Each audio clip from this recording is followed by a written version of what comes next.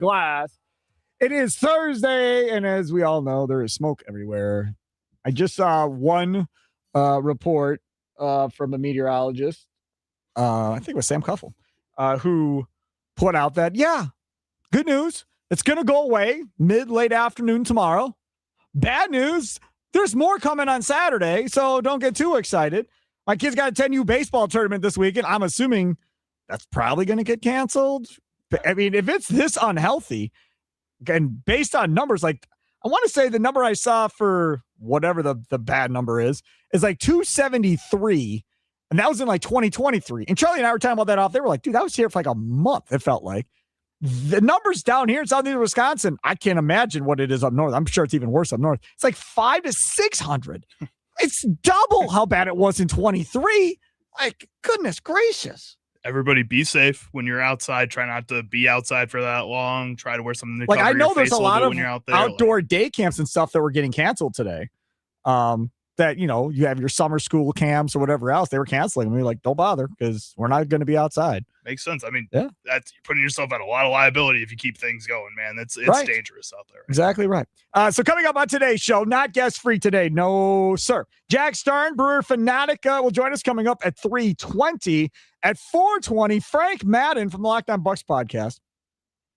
I think I saw last night he said that he's been with Locked On Bucks for 15 years. I think so. Crap. Yeah. So Frank Madden comes up at 4:20.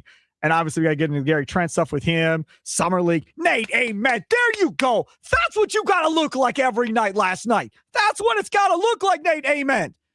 All right. See, again, being a loser Bucks fan now, this is how we're going to roll, folks. I hate to break it to y'all, but being a loser Bucks fan, now it's going to be you look for flashes. You give me a game, and I'm going to roll out my dream scenario for the next 10 years of, oh boy, he does this every night. Look at how good he is. I needed that last night. Just for my soul, I needed to see that. Because you watch his high school film, you're like, damn, this kid's going to be unbelievable. And then you hear DeBonsa talk about he thinks that Tim Peterson, Nate are going to be the top 3 in this class. Okay, so I get excited, but I hadn't seen it yet in Summer League, right? Now I saw it last night. So now they can rest him. They don't need to play him anymore. He can be done if they want him to be done. I don't care. I saw enough. Our friend Q said, didn't Olspark hate that pick over there at WI Sports Radio on YouTube? If you remember correctly, old Q, I was in the boat of, I was fine picking him at 13 because they got a proven player, at least more proven, in Burries at 10. And he's looked pretty damn good too. Right. Now, if he would have went with him at 10 and some other project at 13, probably would not have been happy. But I said it. Remember, I said he played the draft board perfectly. I gave Horst credit for playing the draft board absolutely perfect. So, no. Do I have issues with Amen as far as what he might be? Yes. But again, last night, you saw the flash for an entire game. Can you make that consistently? I don't know. And he has a long way to go in adding muscle. He is not going to be able to play that thin. He's going to have to add weight, significant weight over the next 2 or 3 years. So we'll see how that goes. But there was some positivity there. And then comes Bucks killer, Shams Charania, on the scene from ESPN. It's been too long. He hasn't said anything about us in a while, so here we go. So he breaks the news that, hey, NBA is going to probe in to this Gary Trent deal, salary circumvention issue. This is what I don't understand. Before we even get to the question, and we talked about this, Bobby Portis did this in front of everybody. Everybody knew it was a handshake. We got you next time. And then they did get him next time. There was no salary cap in deal there. There's none of that, right? We didn't have no investigations. It was in the Athletic. It was in the Journal-Sentinel. Everybody was talking about what the Bucks were doing in plain view of everybody. Now they do it with Gary Trent. Pretty much the same thing. The difference is Portis didn't suck as bad as Gary Trent sucked. So when Trent gets paid, it looks horrible. When Portis got paid coming off of that year, it didn't look so bad because he put up decent numbers. It's like, oh, yeah, okay. Yeah, pay Bobby. Sure, fine. No big deal. In Milwaukee, we all knew this was all set up already. Mm-hmm. Nationally, maybe they didn't. But because you were so freaking bad, Gary Trent, now you got an investigation launched on the Bucks. Well, and we know the NBA is the one obviously leading the investigation. But, I mean, like, who gave them the investigation? Like, if the Bucks I'll tell you why. I told you I told you. I said the only way an investigation happens is if a team files a complaint or a protest or whatever and calls the league office and goes, hey, man, something fishy is going on here. Like, this doesn't make any damn sense. In the piece on ESPN from Shams, it says that there was a team interested. Now, hold on to your seats. There was a team interested in doing a sign and trade for Gary Trent. What? You mean to tell me that this organization could have actually gotten something for this dude? You could have gotten something for Gary Trent, according to Sharania. There was a team that wanted to do a sign trade with the Bucks. The Bucks said, no. We're too busy overpaying. We don't want anything for Gary Trent. We ain't going to do that. No. You could have signed and traded that dude for whatever the number was from the other team and potentially gotten a second-round draft pick or whatever it would have been and been gone of Gary Trent and got something. Could have, but you didn't because you had a handshake deal under the table that, again, I don't know if the Bucks are 100% like in on this deal. I understand that they said yes, but this all kind of feels like Rich Paul and his agency kind of holding this over the Bucks a little bit. Like, again, who called this investigation? I'm telling you, the team, my guess is, I don't know. My guess is the team that wanted to do that sign trade and were told no and then saw what happened and said, what the hell is going on? Or the Bucks could look at a free pass at getting out of Gary Trent Jr.'s contract if they feel like Rich Paul and his group have coerced them into giving him this extension when he didn't deserve it. Again, if they wanted to do it by Portis, that's not a big deal. But all of a sudden, if the team that ended up signing him says, well, we didn't really want to end up doing this, but he's holding us hostage and we need to figure out a way to just get through this. And now they got the NBA involved. Like, I think it's Rich Paul and Gary Trent Jr. getting investigated, not the Milwaukee Bucks. Okay. Everybody keeps thinking it's the Bucks. In the article from Sham Sharania, he brings up 2000 and the Joe Smith fiasco with Minnesota. Salary circumvention there as well. Do you want to know what happened in that case? What's that?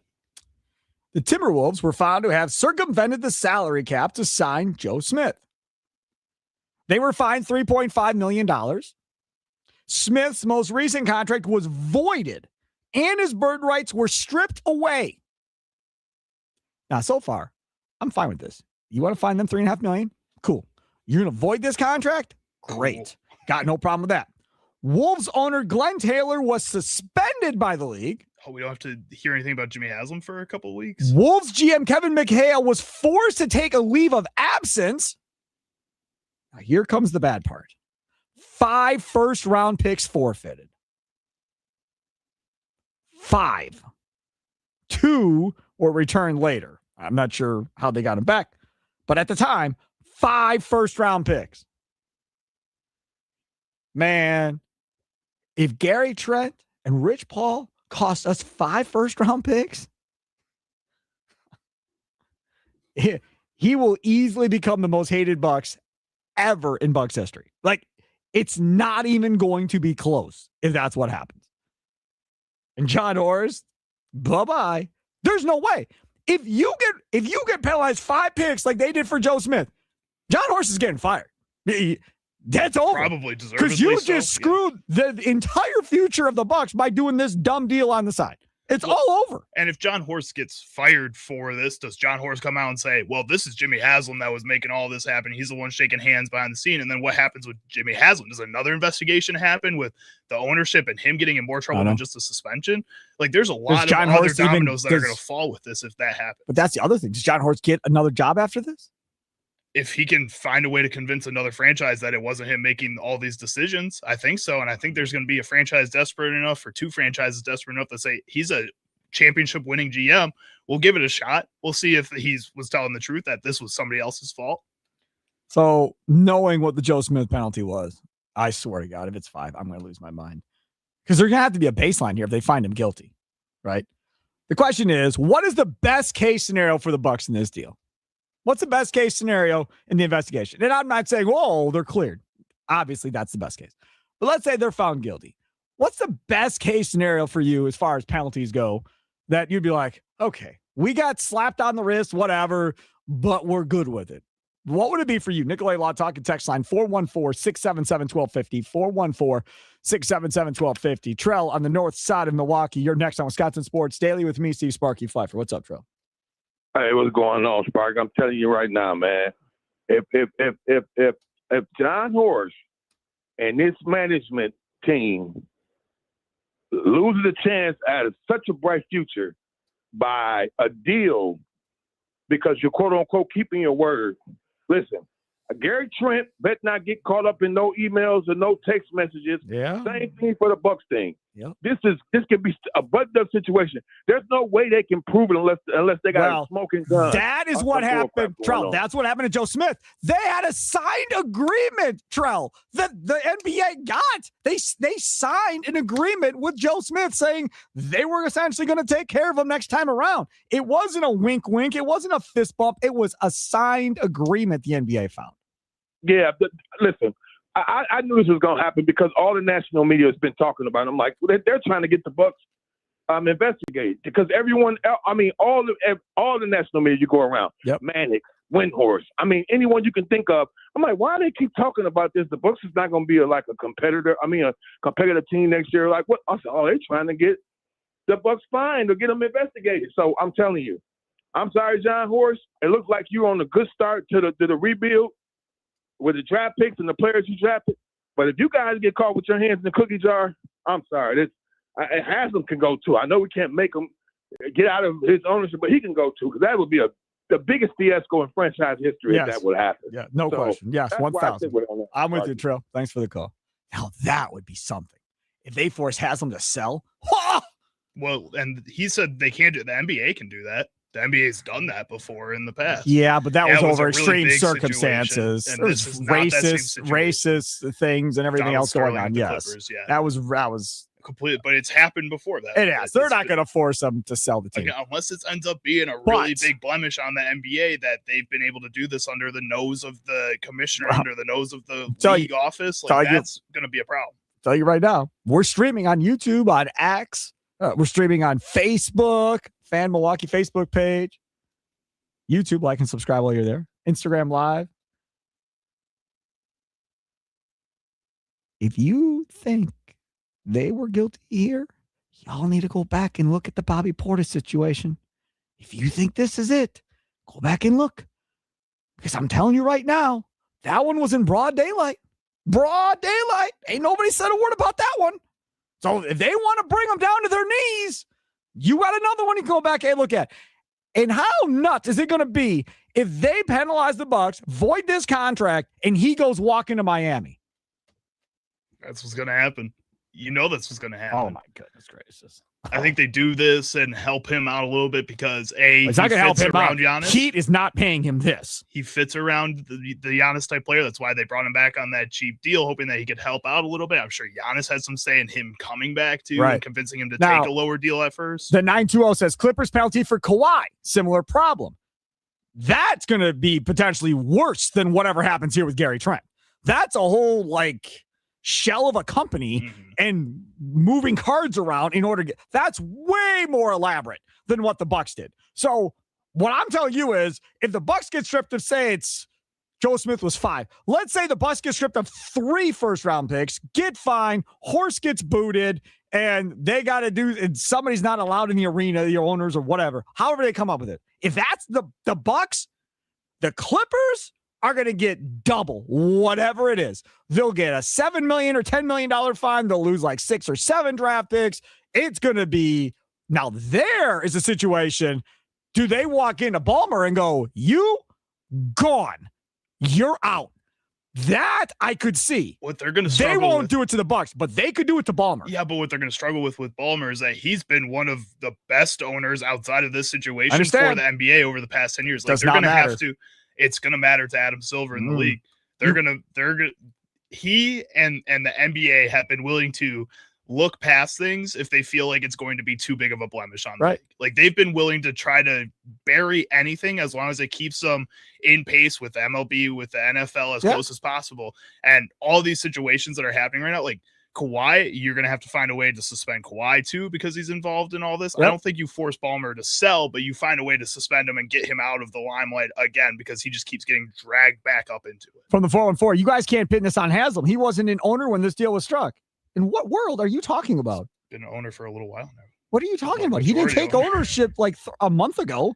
No. And like it's been pretty confirmed that he's had major control too. Edens has kind of just been going along with what he's been saying, giving his opinion, but it's been Haslam. It appears so. And again, that's what makes everybody think that Edens is going to get out of this thing. Let's go to Alan Cedarburg. You're next on Wisconsin Sports Daily with me, Steve Sparky Pfeiffer. What's up, Al? Sparky, what'd I tell you? Yep.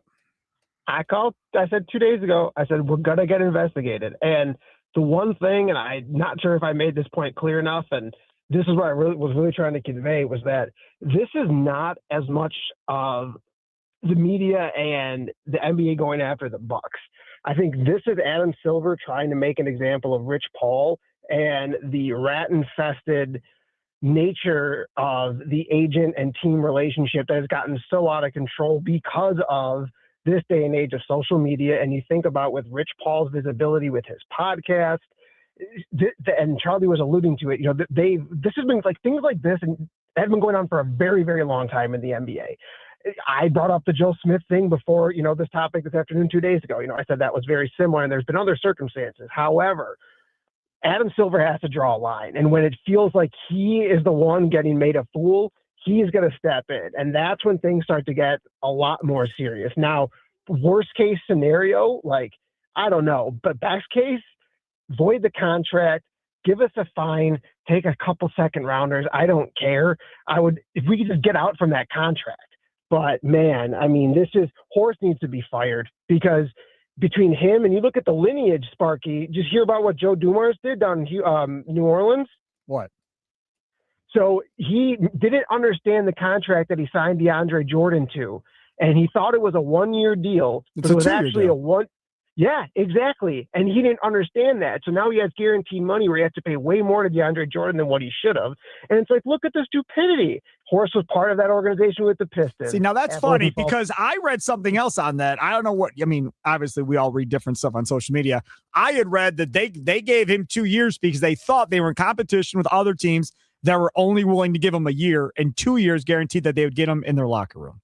Oh no! What I was gathering, it's what I was kind of doing some digging on through my Reddit wormholes and whatnot, and on the Twitterverse is that Dumars had no idea. He legitimately thought that it was a 1-year deal. Interesting. All right, Al, thanks for the call. We got some stuff going on over there in the Dugout YouTube chat as well, asking you what's the best case scenario for the Bucks. Again, when this went down with Joe Smith and the T-Wolves back in 2000, 26 years ago, 5 first-round picks. $3.5 million fine. That's all not good for the Milwaukee Bucks if that's how this is going to go again. And I went back and I looked at this prior to the show just to kind of get a record. It was 5 first-round picks forfeited. They eventually got 2 back at them after whatever happened. $3.5 million fine. Smith's most recent contract was voided, and bird rights were stripped of Joe Smith. Glenn Taylor, the Wolves owner, was suspended, and Kevin McHale was forced to take a leave of absence. So this year, they found a signed document with those guys. That's how they nailed them. If this was fist bump, wink, wink, we're good, and there's no text trail or nothing like that, maybe they get out of it okay. But if there's any type of text trail or paper trail anywhere or emails, they're going to be in trouble. They're going to be in trouble. For me, I'll answer the question, what is the best case scenario for the Bucks? For me, it's void the damn contract. I don't want the contract. I don't want him. Void the contract. We lose a first-round pick. Let's move. That's fine with me. If that's what it ends up being, so be it. Hopefully you get your first-round pick back when you trade Tyler Hero at some point this year, and we move on with our life. If it's 5 first-round picks, or even if it's 3 first-round picks, that's like end of the world stuff for this organization if that happens, because you're already without first-round picks. Oh, my goodness gracious. Go ahead. If we head on over to the YouTube dugout chat at WI Sports Radio on YouTube, Facebook, Instagram, we're all over the place. X. Jake says, NBA just loves to bully Milwaukee. Yes. Every other team does shady stuff all the time. AJ adds on to that and says this is just part of the NBA's plan to move the Bucks. Okay. We should do this topic on the show. Maybe we'll do this topic tomorrow. Because I'm curious. Because there's a lot of people out there. I heard it on the last show. There are a lot of people out there that think it's the NBA, doesn't like Milwaukee, doesn't like the Bucks. Tomorrow on this show, we're going to ask you, why do you think the NBA has a problem with Milwaukee and the Bucks? You come up with whatever reasons you have. You have 24 hours to figure this stuff out. And tomorrow morning, 6 a.m. to 9 a.m., it's going to be me and Mitch Thundernellis. Josh is off tomorrow, and Zabin is off tomorrow. Both, right? So Mitch and me tomorrow. That'll be fun. Then I'm back here tomorrow from 2 to 5 doing this show. Then I'm hosting leadoff show 5 to 6:30. Then I'm on the post-game show tomorrow night with Tim Allen from 9:30 to 11. So you're stuck with me all day, baby. So it's a lot of Sparky. That's a lot of Sparky. Nobody wants that much Sparky in their life, including my family. You got to remember for this topic tomorrow, because by the time I get to you, I may be like wanting to take a nap. So that's where we are tomorrow. You've been doing this for the last 2 days. You do the morning show and then you come and do this show. It's been fun. I'm tired, but it's been fun. It's something. Okay, so let's take is there another one up there too? Yeah, I got one from Jeff as well. Jeff says, Sparky, I don't want and never wanted Gary Trent on the team to begin with. I was glad he was gone and now brought back. He needs to be gone, including anybody else behind this disaster. Agreed. Hey, don't forget, watch Wisconsin Sports Daily on the Growth Law video stream on Instagram Live, X, and YouTube at WI Sports Radio. Injured Growth gets it. Coming up next, we switch gears to the Milwaukee Brewers. Kind of, sort of, because there is a young, really, really good pitcher that just signed an extension, or agreed to an extension today with the team. And that brings us to if he got this, if you're the Brewers and Miz, do you go and do something along those same lines and would both take a deal like what was just agreed upon today? We'll get into that coming up next. Wisconsin Sports Daily, live from the Wisconsin Sports Radio Network studios, powered by the Potawatomi Sportsbook. I got a feeling I'm going to be heading to Wendy's tonight. Pretty sure. Minions really wanting to impress their new big boss, Wendy's, so they cooked up some fun chaos for the fans. Say hello to the Minions and Monsters meal featuring one of 4 unique collectibles, new Banana Frosty Swirl, your choice of a Big Bacon Classic or Spicy Chicken Sandwich, plus a small fry. It's time to go bananas over this exclusive Wendy's experience, limited time only.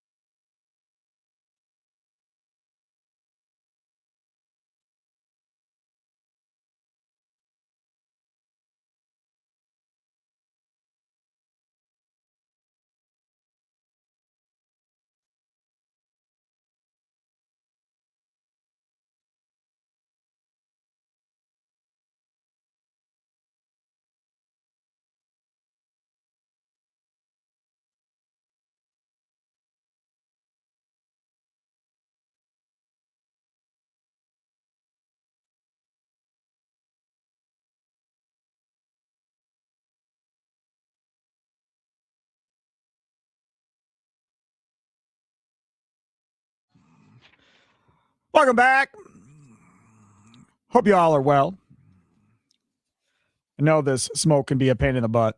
I was reading online in the break that if you have the air conditioning set to fan, if you turn it off a fan and just turn it to on, you have a better chance of keeping the air inside and not letting that stuff seep into your house. And then the other thing they said was change your filter too while you're at it. That'll help to try and keep everything up. So those are two things I found online. Now I'll have some HVAC person calling me like, that's wrong, Sparky. I'm just trying to help, man. He's just sharing what he's learned. Yeah, I'm just trying to help everybody that's going through this because we're all going through this right now in Wisconsin. So those things can't hurt either. Right. This isn't just the Southeast Milwaukee thing, the Southeast Wisconsin thing. This is everybody. We're all going through this crappy weather right now. So just trying to help out as best as I can. All right, still come Jack Stern Brewer Fanatic at 320. Frank Madden, Locked on Bucks at 420. I want to talk about this deal that happened earlier today. Chase Burns, 7 years, $105 million, the young flame baller from the Reds who was an all-star last year. Now, when we start talking about the young up-and-coming pitchers in the National League, Chase Burns by far is top three, if not top three, top five. But he's right at the top of the list, you know, with maybe a Hunter Green coming off of injury, with Mizorowski and these guys. I'm saying Skeens. NL. I'm not talking about AL, NL. And Skeens obviously is on that list. So he's really, really good, just like Mizorowski is. Mizorowski, two-time all-star, potential of winning a major award at the end of the year. After the goalkeeper England fiasco yesterday, I'm not saying which award. Don't say anything. No, I'm not going to do it. God, that stunk. So this is what I'd like to know from you. It's a double-barreled question. I know I'm going to make your brain work a little bit harder today. So you have to answer two questions in the same answer. We talked about paying Miz the other day. Charlie put it up as a short, put it on social media, me saying there's no chance I'm giving anybody that's a pitcher a long-term contract. And we were talking about Miz. So Chase Burns, 7 years at 105. If you're the Brewers, would you do this deal for the Miz? So what's 7 at 105? That's like what, 15 million a year? About, let me do. Yeah, I think it's 15 million a year. So that's like 15 million a year for Chase Burns. Exactly. Okay, 15. At 7 years. Would you do that deal if you're the Brewers today to get Miz under contract? Second question, if you were Miz, would you take that deal? And if not, what would you want? Right? Double barrel question. Nicolay Law Talking text line 414-677-1250. 414-677-1250.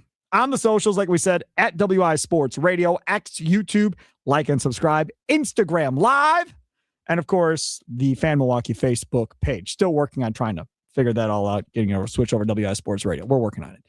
Charlie Hughes producing today's show. Let's do the first one first. If you're the Brewers, would you do this deal? Now, I can't speak for Matt Arnold. There was a report out by Robert Murray from Fansided that said they're not even talking to Mizorowski about an extension, which is crazy if you think about it. Not even talking to him about an extension. If I'm the Brewers and Matt Arnold, and his agent calls up today and says, hey, Matt. Yeah, what's up? Hey, man, did you see the Chase Burns deal? Yeah, 7-105. You put that down on paper, we'll sign that today.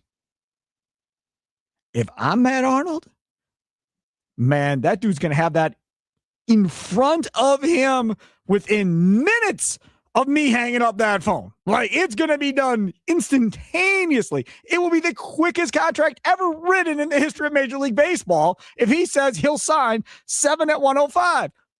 But again, there are risks that go along with this. But at $15 million a year, that's not as nuts as what we were talking about the other day. When you get to the second part of the question, which is, if you were Miz, would you take that deal? My answer is, hell no. I'd laugh and hang up the phone. No, click. Call me back when you're close. If I'm Miz and his agent, we're going to start at $25 million a year and work our way north. That's where I'm starting. Now, Could it bite him in the rear end if he blows out an elbow, blows out a shoulder, and then his career is sideways and he doesn't take the money he could have had? Yes, absolutely he could. No question. But if I'm him, I need 25 or more easy. Like, it's got to be more like 8 at 250 or something along those lines in order for me to do this. If we get to that number, then we can talk. Not 8 at 200, right? Not 4 at 100, not 8 at 200, 8 at like 250. You get me there, then you and I can have a conversation about whether or not I'm going to sign the contract. Because Miz right now is not at his peak yet. He ain't 30. He's climbing the ladder right now, trying to get to the peak. And on the way, he's going to start collecting awards as he's moving up the hill. Right? Here we go. I got that award. I got that award. Woo-hoo-hoo. On the way to the Hall of Fame. Yes, I am. And we're just going up the hill. Same thing Giannis was doing, right? Defensive Player of the Year, Most Improved Player of the Year, MVP, championship. Here we go. That's what it was. Miz now is going to have that same climb if he can stay healthy. And this is not the NBA, where there's a max contract over however many years you have in the league. This is a max deal. This is a super max deal. None of that applies in Major League Baseball right now. That would be the other thing the Brewers should be using as well. Hey, man, just saying, if after the CBA is done, you might get capped. Then you might not be able to get as much money as we're trying to offer you right now. You might just get capped and not be able to get it. Better get it now, because there's no guarantee when this is done you're going to be able to get as much as we're offering you. That could be one scenario that you throw out there, which his agent would not like and would be very mad about. But again, you don't know how this is going to play out. Look at this. On ESPN right now, there's a picture of Gary Trent going over his year-to-year salaries. Oh, my God. This just stop. So the question is, Chase Burns, 7 years, $105 million. If you're the Brewers, would you do this? I would think most will. If you were Miz, would you take that deal? And if not, how much would you want? Chuck, south side of Milwaukee, you're next on Wisconsin Sports Daily with me, Steve Sparky Pfeiffer. What's up, Chuck? Yeah, first question. How many years left before arbitration? Several. Probably 4 or 5 years at least. For arbitration? Before he's got 3 years in arbitration and 2 years prior. So he's got 5 years left of team control. No. Okay, so when's the first year of arbitration? 2029. So he's pre-arb 2027, 2028. 2029 is first year of arbitration. Okay, next thing is he's in contention of being a Cy Young. If he was Cy Young in 2 years, the first year, instead of 1, put a 2 in front of that number. Yeah. Instead of 100, go 200 million. Correct. Agreed. Yes. That's what you get. You put a 2, okay, we'll talk. Exactly. Right. It's got to be. I said 8 at 250. So yeah. No question. That's what it's got to be. Brewers cannot afford to give him that contract. There's just no chance. I'll tell you another thing. They better sign that guy. You know why? Because you can tell by the crowd they get for when he pitches. You can get rid of Chio, you get rid of the second baseman, you get rid of anybody else on that team right now. But you get rid of this kid. There's going to be backlash to Anastasio about that. I think they want to really keep this kid. The crowd loves. The crowd really loves the guy, and you try to get rid of him. To be a turn, just like you did in Boston, they're screaming in the stands, sell the team, sell the team, sell the team. There's going to be a love affair with this guy. Brewers fans will never do that. Thanks for the call. That's not happening. The lowest point I've ever seen as a Milwaukee sports fan, I've talked about this before, is when Bucks fans, and they were in their 20s, now they're all grown adults with families, they were in their 20s, and there were like 7 or 8 of them, somewhere in that area, and they all had brown paper bags on their head, and they walked right up to Herb Cole's section at the Bradley Center. And it was all over Sports Center. It was all over everything. They got escorted out, the whole deal. And then they all came to where I was, Fitzgibbon's Bar down on Water Street. And while I did the post-game show, took off their bags over their heads and started drinking. So that was the lowest point that I can ever remember. Nobody ever cheered for Bud Selig to sell the team. Nobody ever cheered for Wendy Selig-Prieb to get out from the team. Obviously, there is no owner of the Packers, so no matter how bad they got, what are you cheering for? I guess you could cheer for the ouster of a president of an organization, but outside of that, there's not much room to maneuver no matter how mad you are at the Packers. From a 414, Miss is locked up through 2031, correct?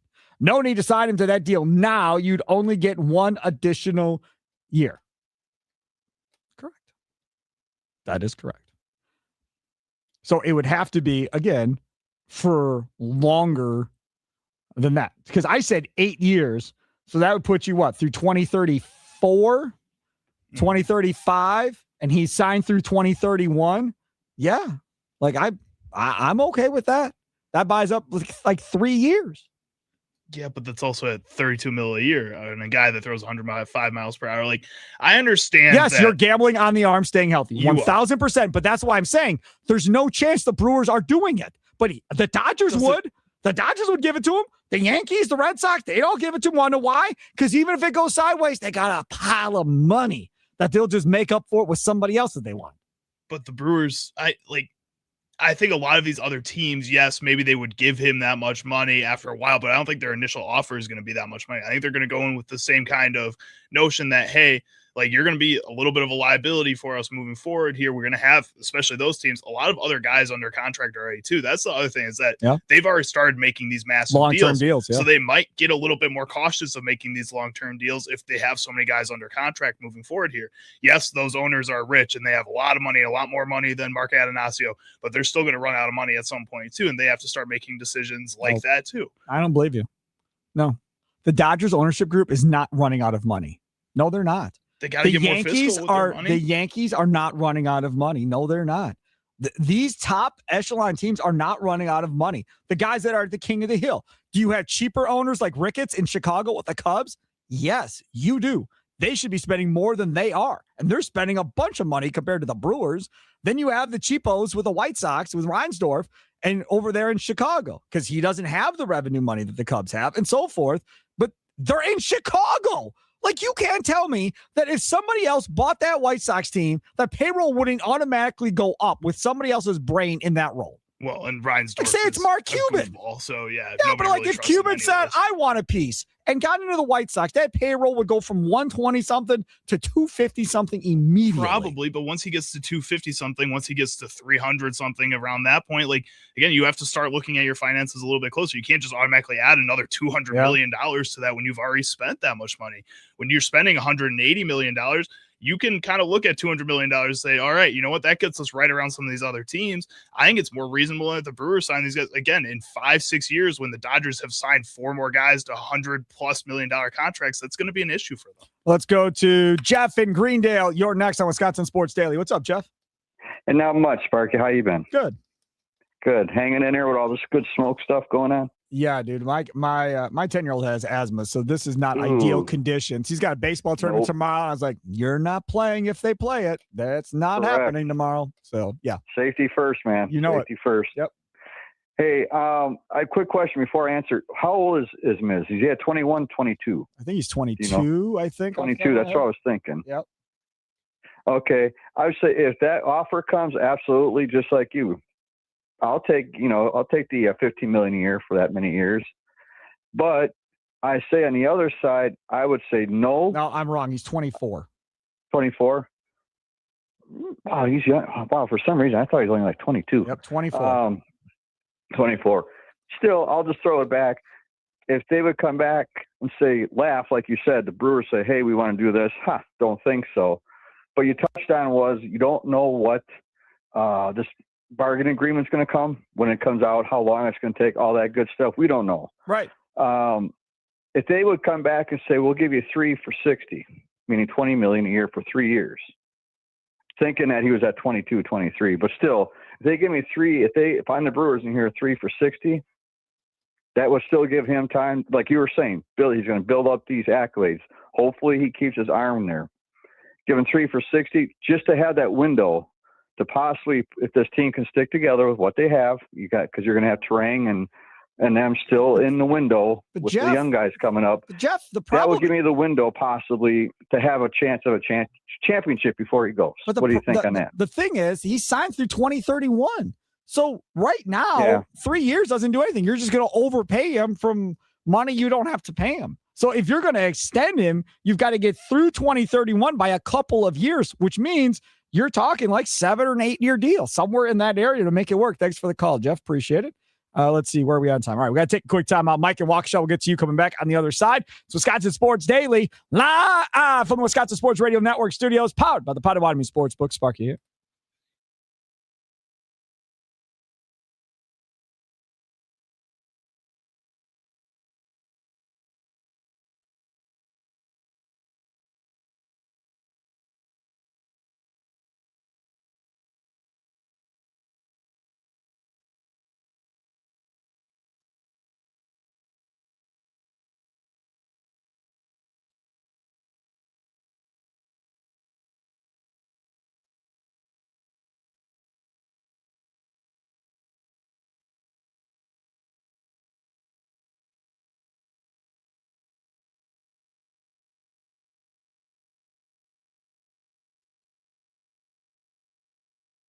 He announced it.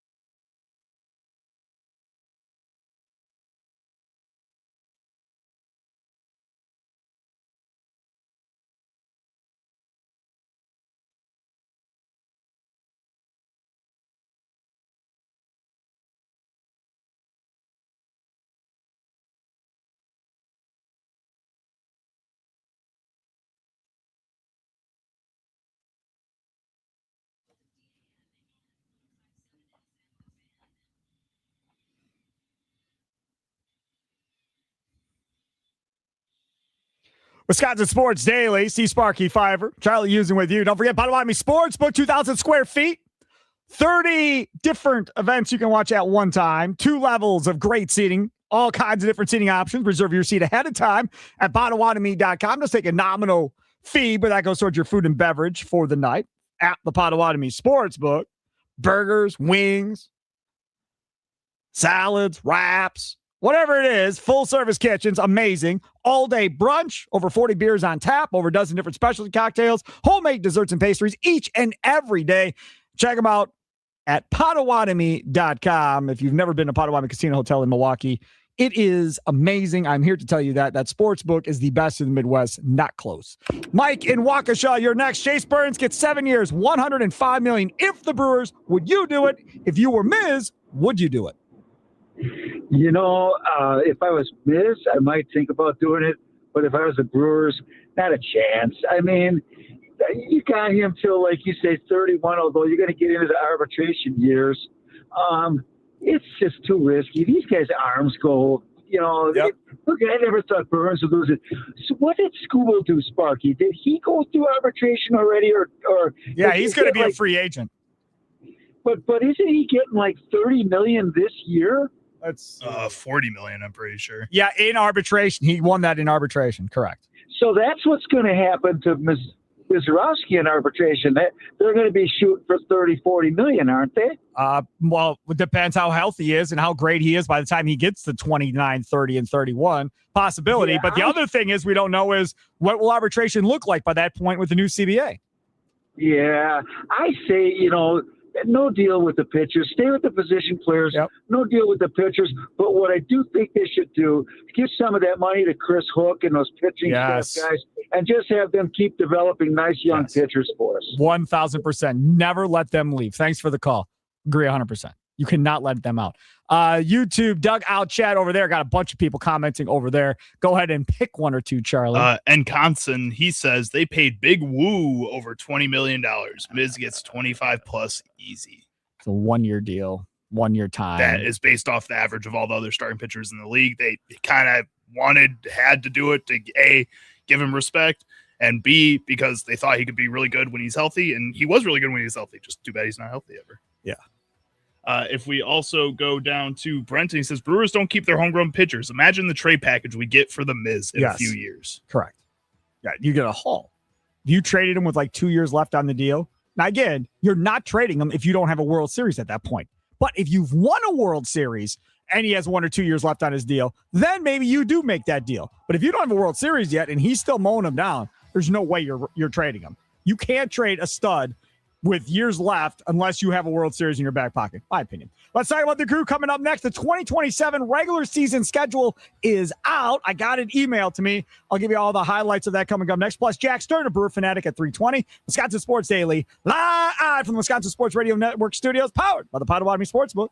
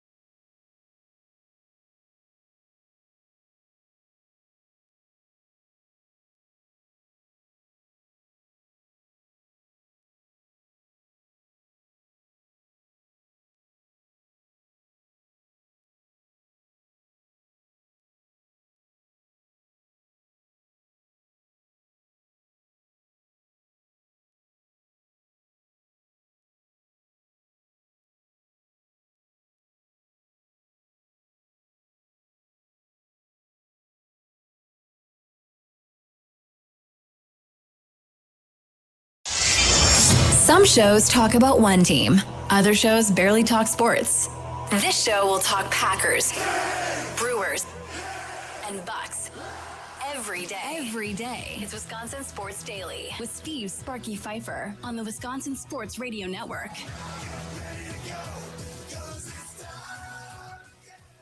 Live from the Wisconsin Sports Radio Network studios, powered by the Potawatomi Sportsbook. Sparky here. Charlie Usen producing the show, other side of the glass. Wisconsin Sports Wrap-Up, giving you the best of what happened in today's lineup of the Wisconsin Sports Radio Network. Comes up from 5 until 6. Dude, can we just officially announce Aaron Donald's coming back, please? He says he wants to test it out, see if he feels good and stuff. That's what he's saying. I'm really getting sick of this. Like, he puts out something the other day on social media, unpacking shoulder shrug in the Rams locker room. Can we just stop?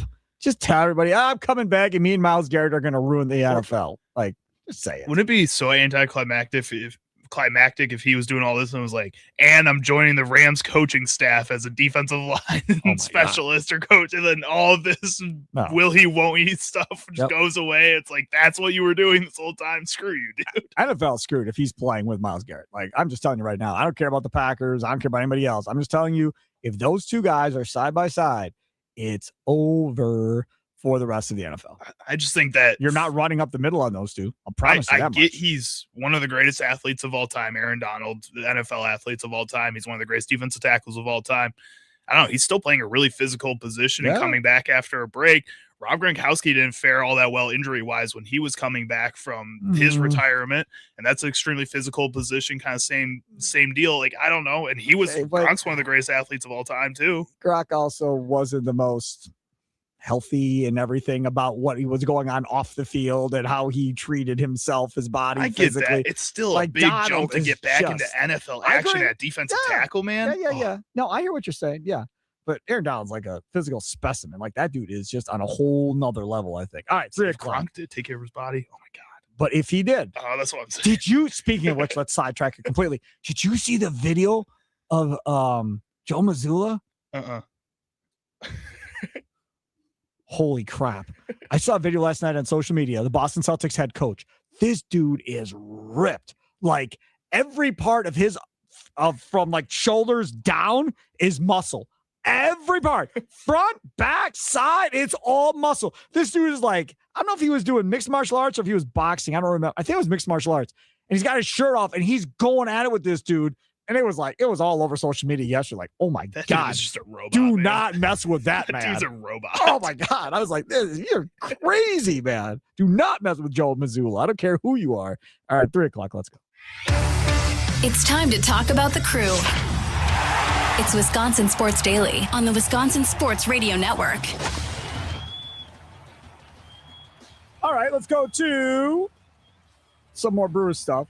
Regular season schedule came out last hour for 2027. We will get to Jack Stern, Brewer Fanatic, coming up here in the second segment. Charlie Sounds today coming up at 3:40. So the Brewers announced today that they will begin the season even earlier than this season. They will begin the season Thursday, March 25th next year, a day earlier than they did this year. As I've said before, and I'll say again, baseball should not start till May. And I understand you lose a lot of games, but there is no reason. The season should be done after August. The playoffs should start Labor Day. The World Series should be done by October 1st. Yes, I am looking from a cold weather market perspective. That's exactly how I'm looking at it. But it's absolutely ridiculous that, it's opening day. Let's tailgate in the snow. Oh, fun. Well, I would assume probably the Brewers wouldn't be home in that game. They are. Oh, they are home? Home against the Angels. Aren't they going to be happy coming to Milwaukee on March 25th? And it's a home stand, not just one series. So the Brewers will face the Angels on opening day for the 6th time in franchise history, but for the first time since 1996 in Anaheim Stadium when they were the California Angels. The first game in franchise history was opening day in Anaheim in 1969 as the Seattle Pilots. First game played as the Brewers against the Angels at County Stadium on opening day was 1970. The Brewers also opened the 1983 and 1993 seasons in Anaheim. Do we know, is this everybody opening up a day earlier? Or the Brewers and Angels the opening day game then, because that was what it was this year. Was New York and San Francisco on March 25th. That was it. No, I'm guessing somebody's before them because they would have the Thursday, Japan series probably again. Right, it's Thursday, and then there's an off day Friday. Yeah, but that's again this year. So Wednesday was March 25th. New York and San Francisco played. That was the opening day matchup. And then they got the day off and everybody else played. Right. So the Brewers are playing on Thursday, the 25th. Then they get the day off the 26th, and then they play 27th, so 28th. That would mean the Brewers would be that opening day game. Like that would be the New York San Francisco matchup. No, I think everybody is going to be playing on the 25th or most teams. So then that's what I was asking before, is everybody else opening on the 25th too? I would assume so, yeah, based on looking at this. Because otherwise, I mean, some could open on that Friday, but then you're off on Saturday. It's a 2-game set. I would assume everybody else opens on Thursday, gets off Friday for rain makeups or whatever, and then they play the 27th, 28th. Then after that one's done, on Monday, they stay home and they play the Braves the March 29th through March 31st. First road trip of the season will be to the White Sox, April 1st, 3rd, and 4th, and then they go to the Blue Jays 5th through the 7th. So again, opening series, Angels, Braves, White Sox, Blue Jays. That's not going to be easy. White Sox are a young up-and-coming team. Blue Jays are going to spend money. Braves are always good. Outside of the Angels, three of those first 4 teams are potential playoff teams you have to deal with. Now, what games will they host in interleague play? They'll have the Royals in June, the Twins in June, the Tigers in July, the Athletics in August, Astros in August, Red Sox coming in September, and then the Orioles in September as well. They will be on the road at the White Sox, Blue Jays, which we knew, at the Yankees, April 19th through the 21st, at the Rays in June, at the Guardians in July, at the Mariners in July, at the Twins in September, and then at the Rangers almost at the very end of the season, September 24th through 26th.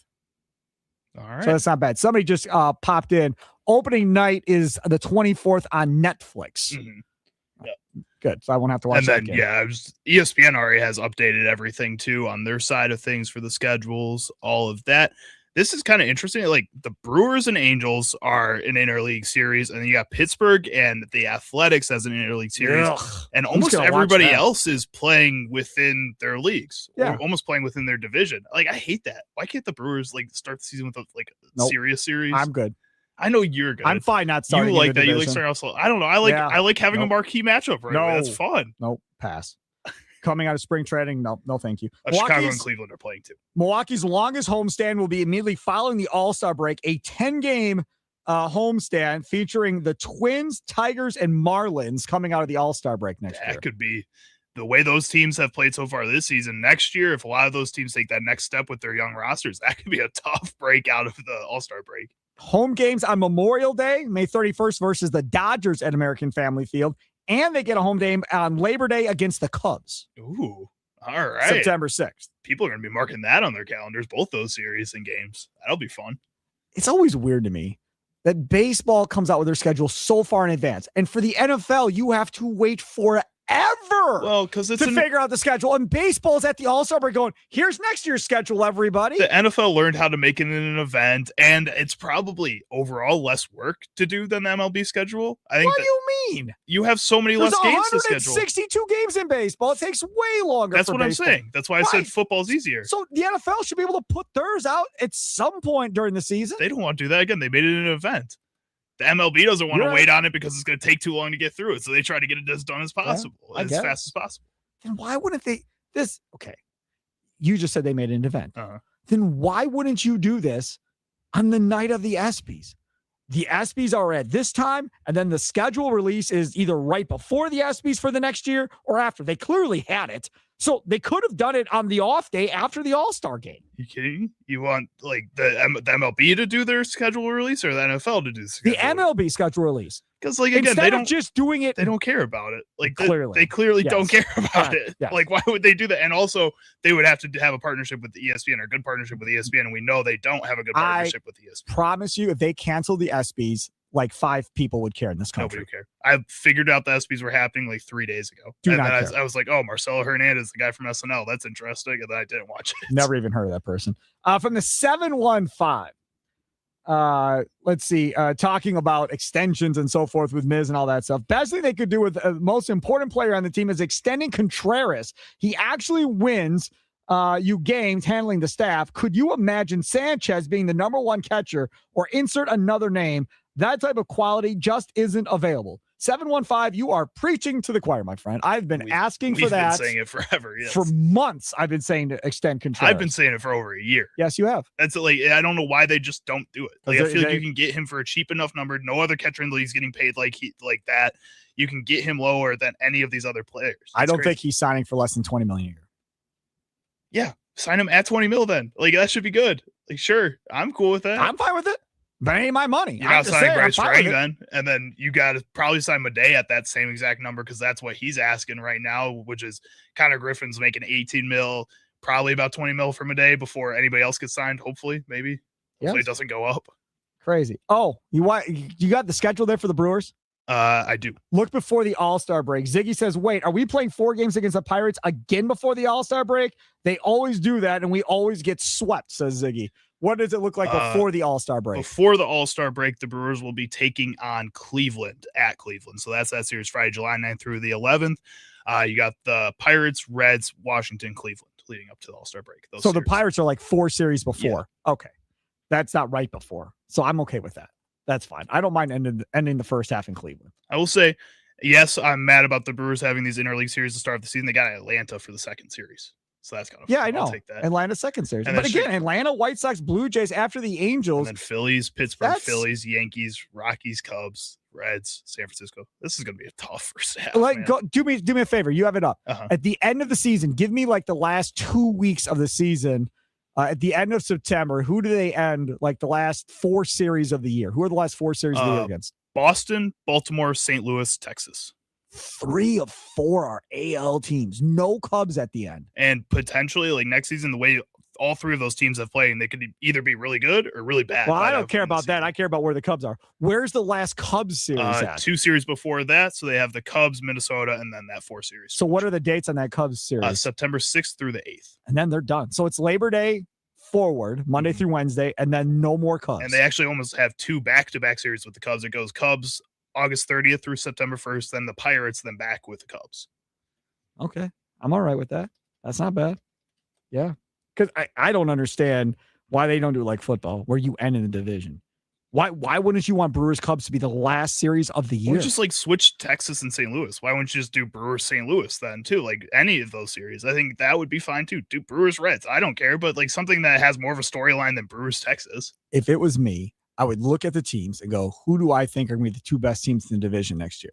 You're not always going to be right. But if I think it's the Brewers and the Cubs, they're my last 3 games of the year, one or the other in Chicago or Milwaukee, because I want the drama at the end. If I'm the commissioner of baseball, I'm telling my schedule makers, listen, I want what we think are going to be the best teams playing each other in the last series of the year that could determine division, could determine seeding in the playoffs, could determine, being number 1 overall or 2 overall and getting a bye. Like, that's where we want the drama. You having the Brewers, who win this division every year, playing an AL interleague game is ridiculous. Yeah, that is kind of nuts. I'm trying to look at like the rest of these series too. So see if they did that with any other teams. It looks like the Cubs might have a series with a division opponent. Oh no, the Cubs have Philadelphia, and then right. So both of those teams are going to be good if that's how the series ends. The Cubs end with New York, the Mets. Cincinnati has Cleveland. Like they did a rival series at the end for Cincy and Cleveland. Detroit and Minnesota are playing at the end of the year, so they did in the AL Central. At least that you get that type of matchup. Houston and the Angels, so that could potentially be one. Miami and Atlanta could be interesting at the end of the season next year. So they did it with other teams. Coming up next, Jack Stern, Brewer fanatic, and his thoughts on the trade that happened yesterday and look ahead to the second half of the season for the Milwaukee Brewers. Don't want to go anywhere. It's Wisconsin Sports Daily, live from the Wisconsin Sports Radio Network studios, powered by the Potawatomi Sportsbook. Sparky here.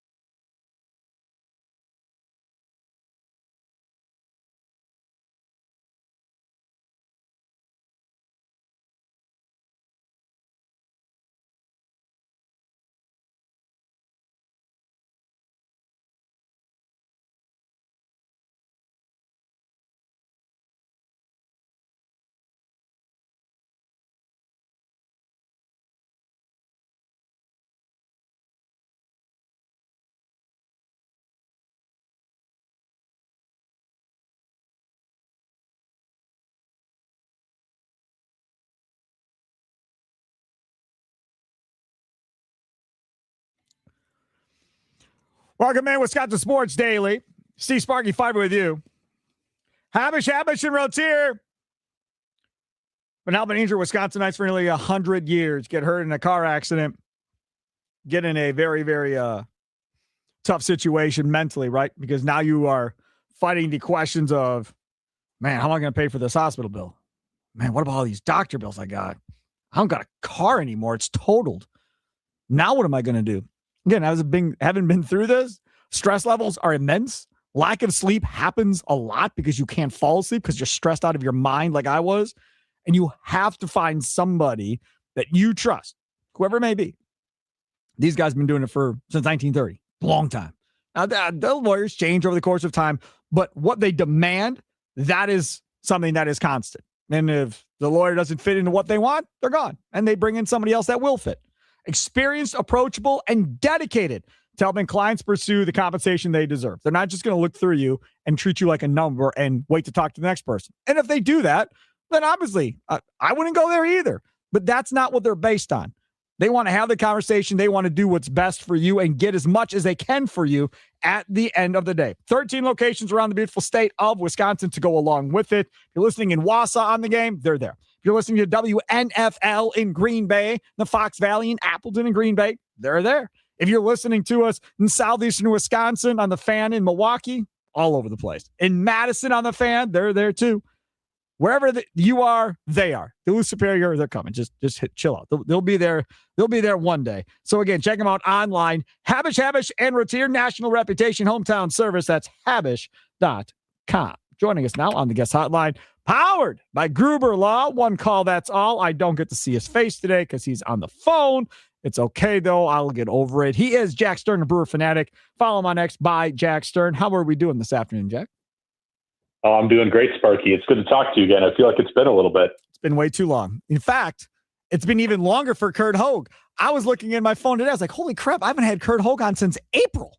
It's July.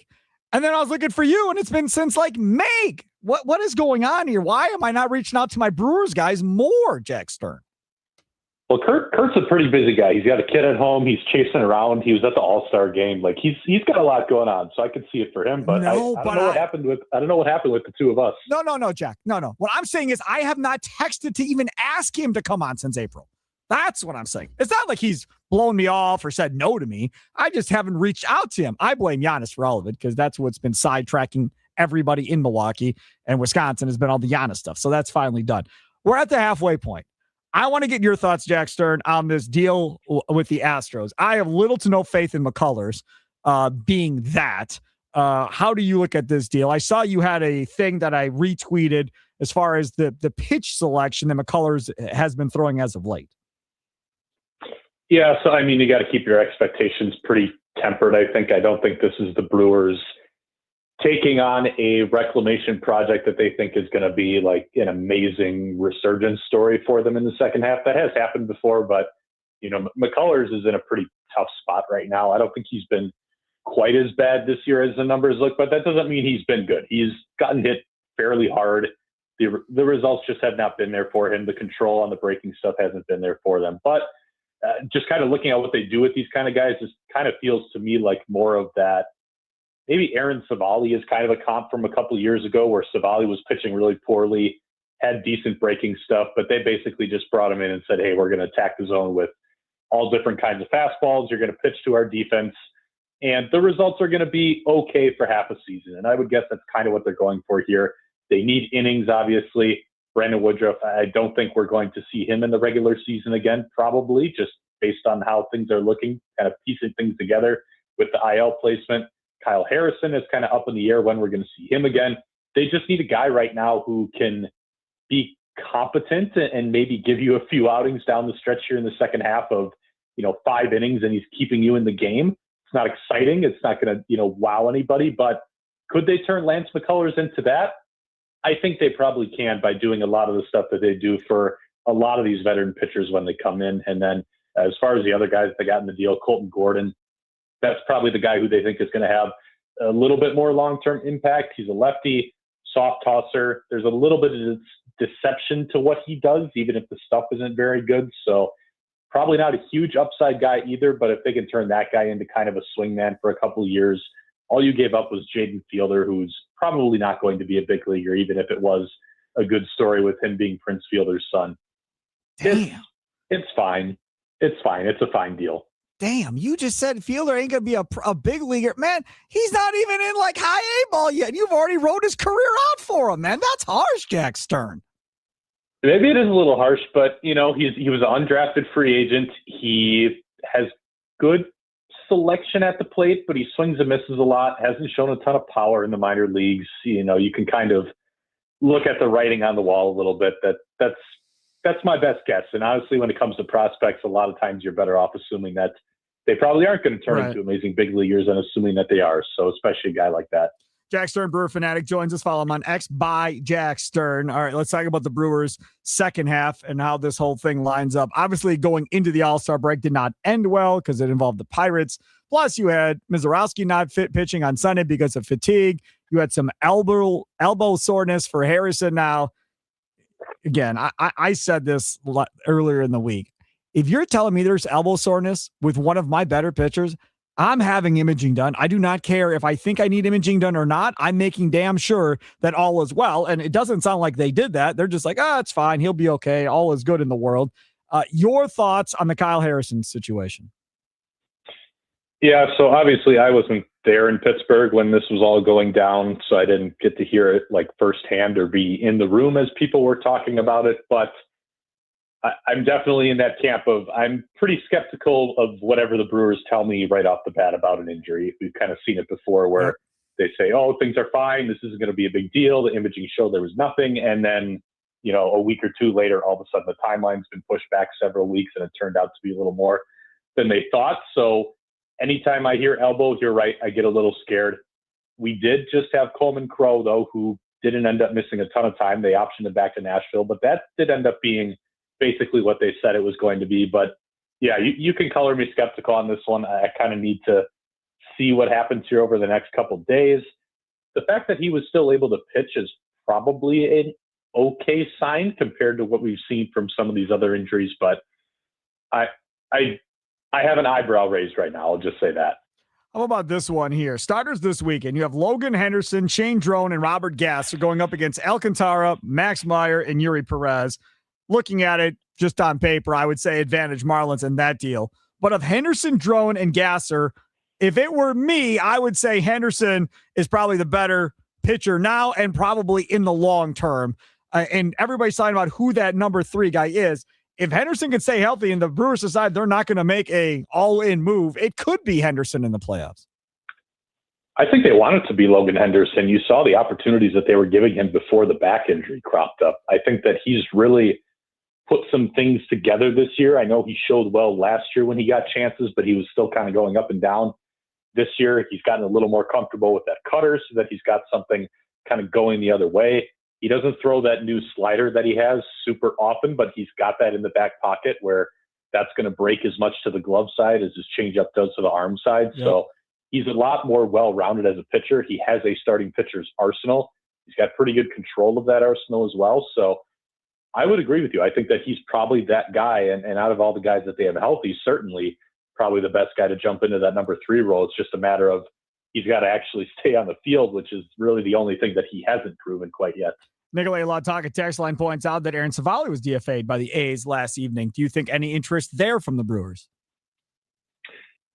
That one might be tough to make happen just based on how that relationship ended because... Well, he wanted out. They traded him. I'm sure people remember, Aaron Savali was not happy with how the Brewers handled his role. So I kind of have a hard time, seeing that one coming to fruition again. I'm not sure there's really potential for a reunion there. But it was the best thing ever. They got Andrew Vaughn out of that deal.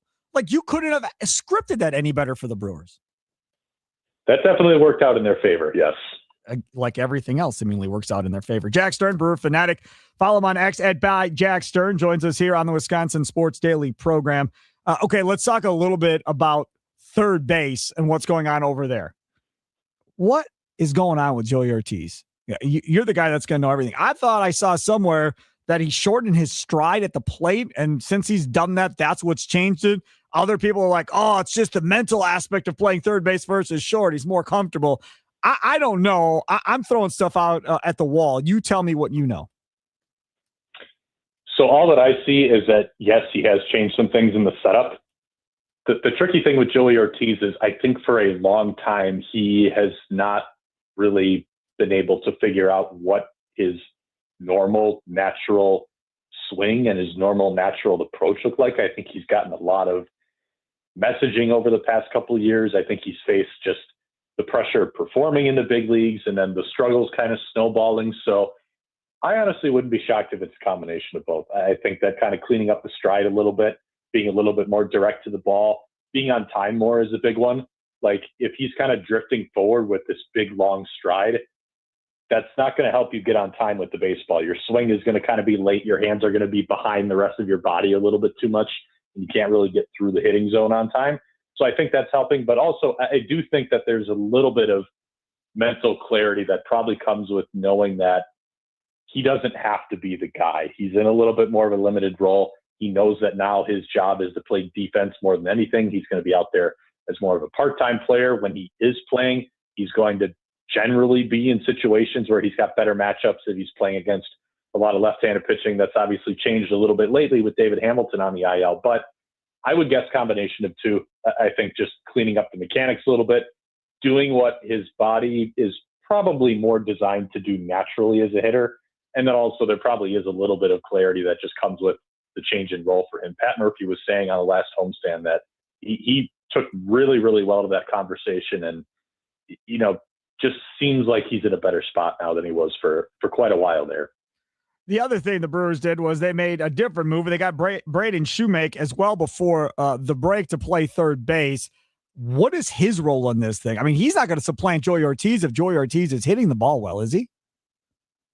No, I would guess that this is probably a little bit more of a temporary one. A guy who, you know, they need a little help right now, and then you're probably looking at him going back down to the minor leagues pretty quickly here once David Hamilton is healthy. I think the biggest thing is just that he's actually an infielder. They had Greg Jones up here for a couple days, and Greg Jones has played infield before, but Greg Jones is probably better suited to play the outfield. So just making that swap, I think, gives you more of a legitimate, versatile guy who you can move around a little bit.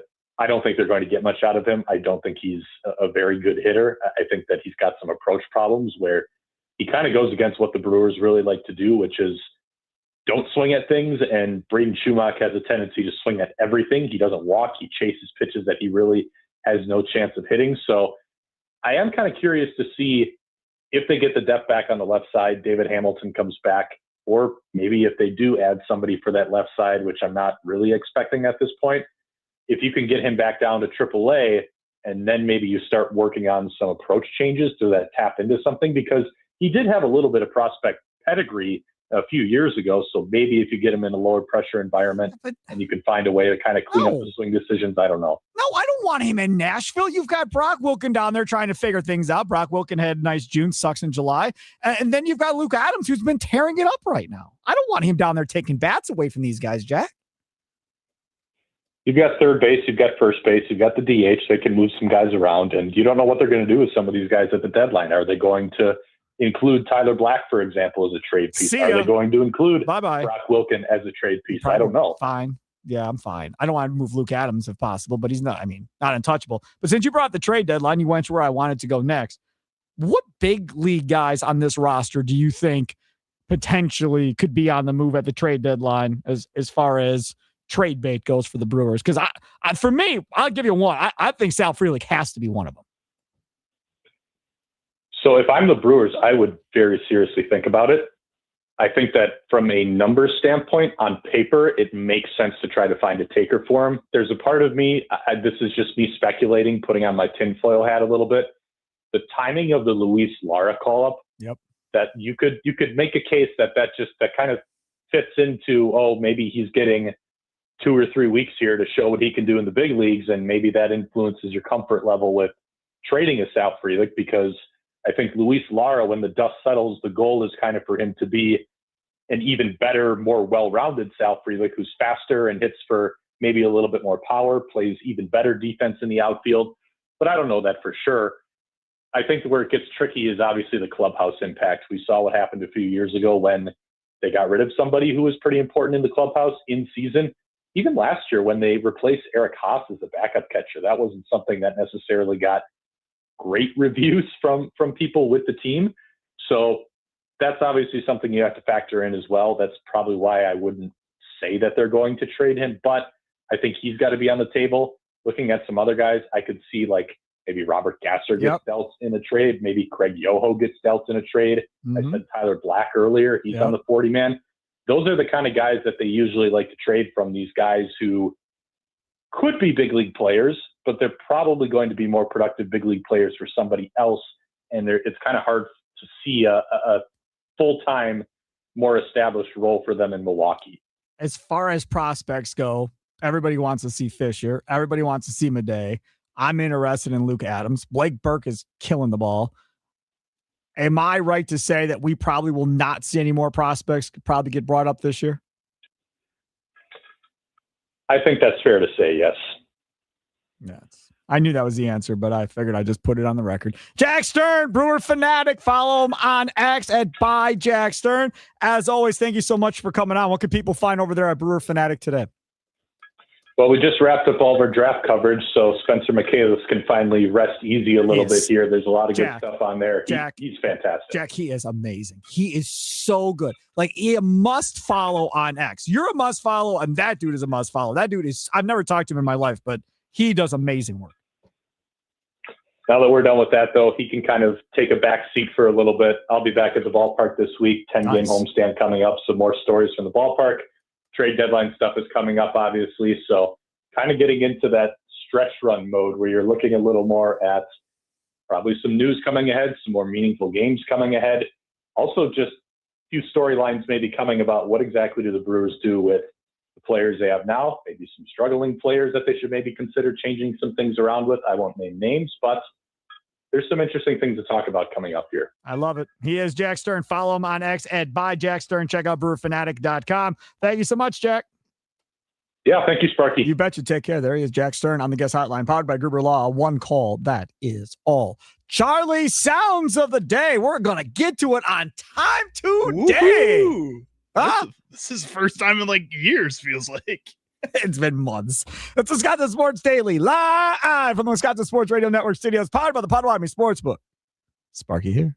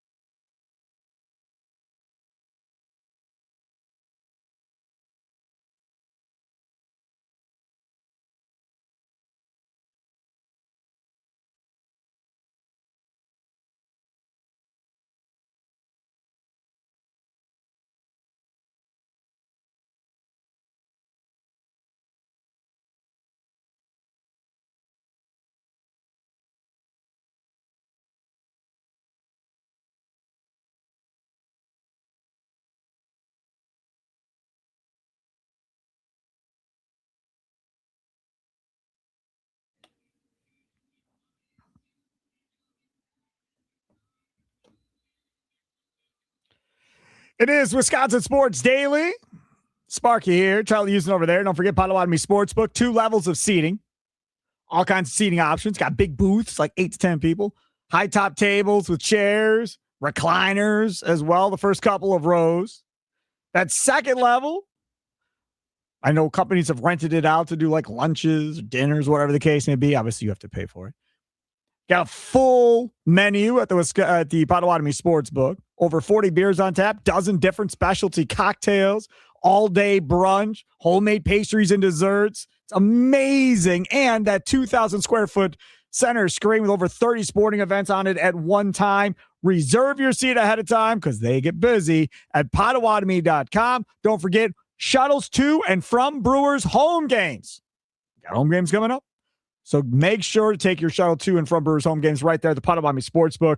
$5 purchase or same-day wager, and you ask for your bracelet. That gets you onto the shuttle to and from. You park in their free parking garage right there at the Potawatomi Sportsbook, and you are good to go. If you're coming from out of town, from around the state, Green Bay, Wausau, Duluth, Superior, whatever, book a room at the Potawatomi Casino Hotel. Take their shuttle.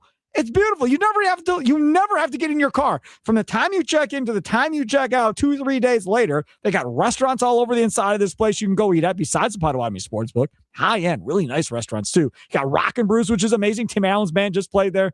What was it, last weekend? So, again, check it out. Be a lot of fun. I promise you. Go to Potawatomi.com for more information on that. 1, 2, 3. What sound clips will Chicago Charlie pick today for Sparky? Will Sparky become enraged? Will laughter ensue? It's time for Charlie's Sound of the Day. It's Wisconsin Sports Daily on the Wisconsin Sports Radio Network. Charlie, where we going first? All right, so first up, we're going to hear from 21-year MLB veteran Justin Verlander, who announced that he will be retiring after this season. Ahead of the All-Star game, he got the veteran pick by the commissioner. That's when he made the announcement. This is him talking with pitching ninja Rob Freeman about what has changed the most since his debut in 2005 to his final season in 2026. The introduction of analytics and everybody being able to understand what their pitches are doing. The way that guys are pitch manufacturing now is really interesting, where in the past it was let the hitter tell you. You get some advice from a pitching coach. You're trying to pitch, and you let the hitter tell you if it's good or bad. Now it's kind of the opposite. It's like, and analysts will also do this. It's like if you're throwing it a certain velo with a certain type of break, it will be successful, and they tell you that regardless of what the hitters are telling you. So you might watch a guy go out there and not be pitching well, and this particular pitch is getting hit all over the yard, and it's being somewhat consistent over a few starts, but the analyst will continue to tell you that it's a good pitch because analytically it is, but for some reason it's not. And that's where I think things are that's a dramatic difference in the game. And I think generally where pitchers aren't having the hitters tell them what's good and not, they're having analysts tell them what's good. But is it good or not? Like we had that whole thing. Well, analytics have really changed. And yeah, when you're throwing a bad curveball over and over again, it's getting smoked everywhere. And your analytical team at the baseball organization is saying, keep throwing it. It's fine. Keep throwing it. It's fine. But dude, I'm getting rocked. It's fine. Keep throwing it. Now I'm in AAA. What the heck is going on? I don't feel like it's good if that's actually happening, like Verlander says. Well, and he doesn't really seem like he knows if it's good or not. Like the way he's talking about it seems like he understands what they're doing, but he doesn't understand like how it affects him. Like it seems like he's just gone out with this mentality that I'm gonna go throw and do my thing because I'm a 21-year vet and they're probably not telling me the same stuff. But this is probably from him witnessing it with other young pitchers and hearing this type of stuff and going, well, okay, that's interesting. That's a big change. I'm going to ignore that personally because I'm Justin Verlander, one of the greatest pitchers of this generation. I'm going to be fine. But that's weird that they're doing it with those guys. Moneyball isn't a true story, whatever. So there's a lot of fabrications, whatever. Love the movie, though. But they really, and I don't know, maybe they do this in baseball, but if it was me in like spring training, I would have a meeting of some sort with my analytic nerds, and I'd have them with a big screen in a meeting room, conference room, and spring training with my whole pitching staff, and I'm going over what we're looking at, what we see, all of this stuff. Do you have any questions? And then I'm bringing my hitters in, and I'm doing the exact same thing. Like, I know we get made fun of sometimes, but I'm trying to help educate everybody in the room to understand what we're looking for versus what's happening with you. What do you want? Information do you want that we can help give you? Like, that communication, I think, would be big in spring training to help educate everybody and get everybody on the same page, especially when you have a bunch of young dudes like this the Brewers team Tigers is. do, like Yes. with Justin Verlander, yeah. Correct. I mean, I just think that's a big, big thing that all Major League Baseball teams should explore at some point going forward. And again, once you're a vet, you've been in the meeting, you're not going to go to the meeting next year, but have a meeting. And then every year, any of the young guys that weren't in it the previous year, they get to walk in, sit down, and have the meeting with your analytics guys. To me, it makes sense. All right, go ahead. Speaking of Moneyball and analytics, Ken Rosenthal was on Fair Territory, his sister program to Foul Territory, where he was discussing why analytics are going to dampen this year's trade deadline. GMs today, heads of baseball operations, are looking at the same data. They kind of have the same. Pause it. I scared the crap out of Charlie. If you're watching that video, he jumped. That's just not true. Let's just stop there. That's not true. It's just not. If everybody had the same data, then how are the Brewers just killing everybody right now in trades? They just don't. They've got other stuff.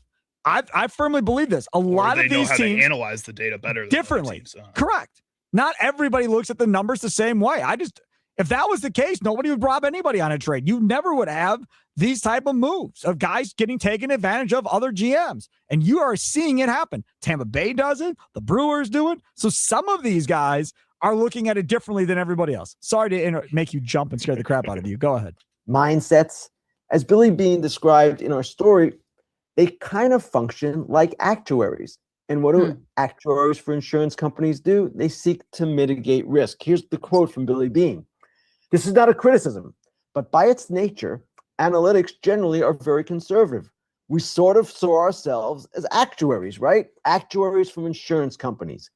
In a very crude way, that's what we were doing. Now they're doing it in an even more sophisticated way. And what do actuaries do? As I said before, they mitigate risk. So it's a different dynamic. Now you might say, okay, if no one's willing to take a risk, then why do we have a record number of trades on deadline day last year? 36 trades. We have trades. We'll have a lot of trades this season as well. The question is, do we see the big impact trades that we once did? Occasionally, yes. And maybe Tarek Skubal, if the Tigers decide to move him, is that guy. But as we kind of described in the story, even if Skubal moves, what team is going to be willing to meet the Tigers' price in terms of both prospects and be willing to take on the nearly $10 million salary as well? But see, again, gosh, I wish I did a show with Rosenthal. But the other part of this is, if the Tigers are screwed and they know they're losing them, they've got to move them. They may not get the package they want, but they're surely not going to go into the offseason and get a compensation big for them over 4 minor leaguers, regardless of where they're coming from. Or at least I wouldn't. Like that seems idiotic to me. You make the deal with wherever you can get it. You hope the top farm system in baseball wants them, the Brewers, and you get some nice players. But if the Brewers don't want them, and one of the worst farm systems in baseball, who's in the playoff race, do want them, and that's your best package, swallow hard and make the deal, man. That's how it goes. We talked about them being a super young team. You got other guys you want to pay. Riley Green just made his second All-Star game. You're going to have to pay him. Kevin McGonigal is going to have a big contract moving forward here, and that's going to be something that's going to be a big deal for you guys. You have other pieces that Dylan Dangler, your catcher, has had a breakout season. You're going to want to pay him eventually. Like, you have other pieces that you can't afford to just keep scooping. The Wisconsin Sports Radio Network is proudly outfitted by Burkhardt Sporting Goods, our official apparel sponsor. Outfit your team or company with customer apparel today at BSG1881.com. BSG1881.com. Wisconsin Sports Daily, live from the Wisconsin Sports Radio Network studios, powered by the Potawatomi Sportsbook. Sparky with you. Green and Gold update next.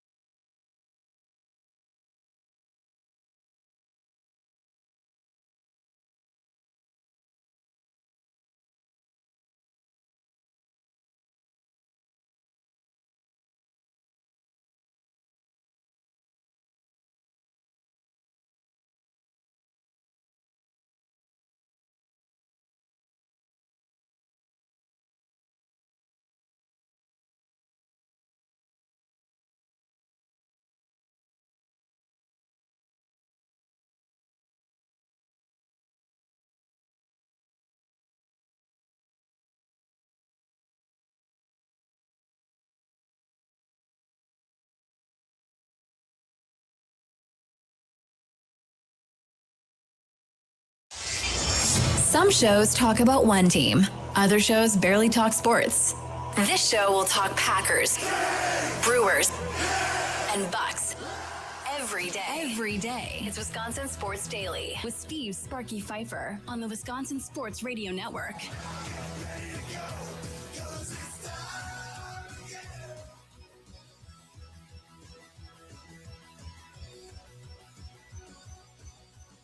Live from the Wisconsin Sports Radio Network studios, powered by the Potawatomi Sportsbook. Sparky here, Charlie Usen producing, other side of the glass. Surviving the smoke. Yes, we are. It looks like it's letting up a little bit, maybe. I don't know, man. It still doesn't look good outside where we are, but maybe. I can't imagine. I bet you it's way worse up in like Wausau, Duluth, even in Green Bay. I bet you it's really bad. Probably, but I mean, those are tough people up there, Sparky. They got it. Hey, lungs are lungs, man. I don't give a damn how tough you are. Don't go outside. Your lungs are your lungs. I would not mess with this if it was me, but I'm a scaredy cat, so say what you want. Frank Madden, Lockdown Bucks podcast. 15 years he's been with that. I cannot believe it's been that long.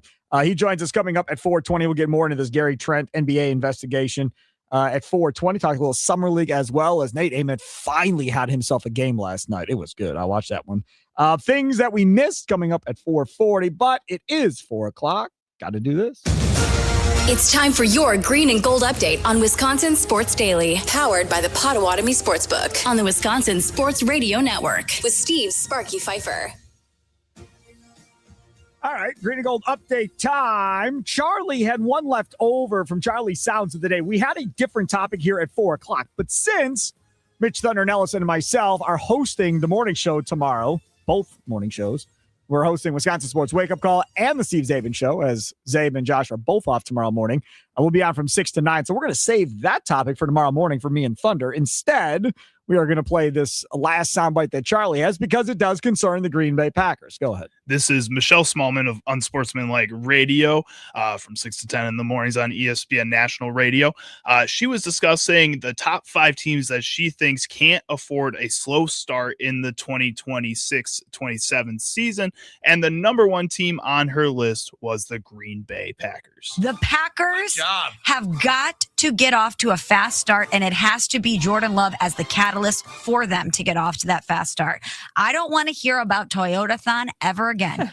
If you, as Jordan Love, are the quarterback and you are the leader and you are the guy that is not only going to be in MVP conversations, but in Super Bowl conversations with Micah Parsons, the best player on this football team, not being available for that defensive unit, it is up to you to get this team off to a fast start. You go at Minnesota, at the Jets versus Atlanta, then Tampa Bay before you see Chicago week 5. You need to get it done to start the season, Jordan Love. 4-0 before Chicago? They should be, yes. No, how about they better be? They Based on better what be. you just did. They better be. Stop. All right, the question is this, simple. How important do you think it is to get off to a really fast start this season for the Packers? Can they afford to be 2-2? Can they afford to be 1-3 after the first 4 games and still get to where you want to go, which is winning the division, making a run in the postseason?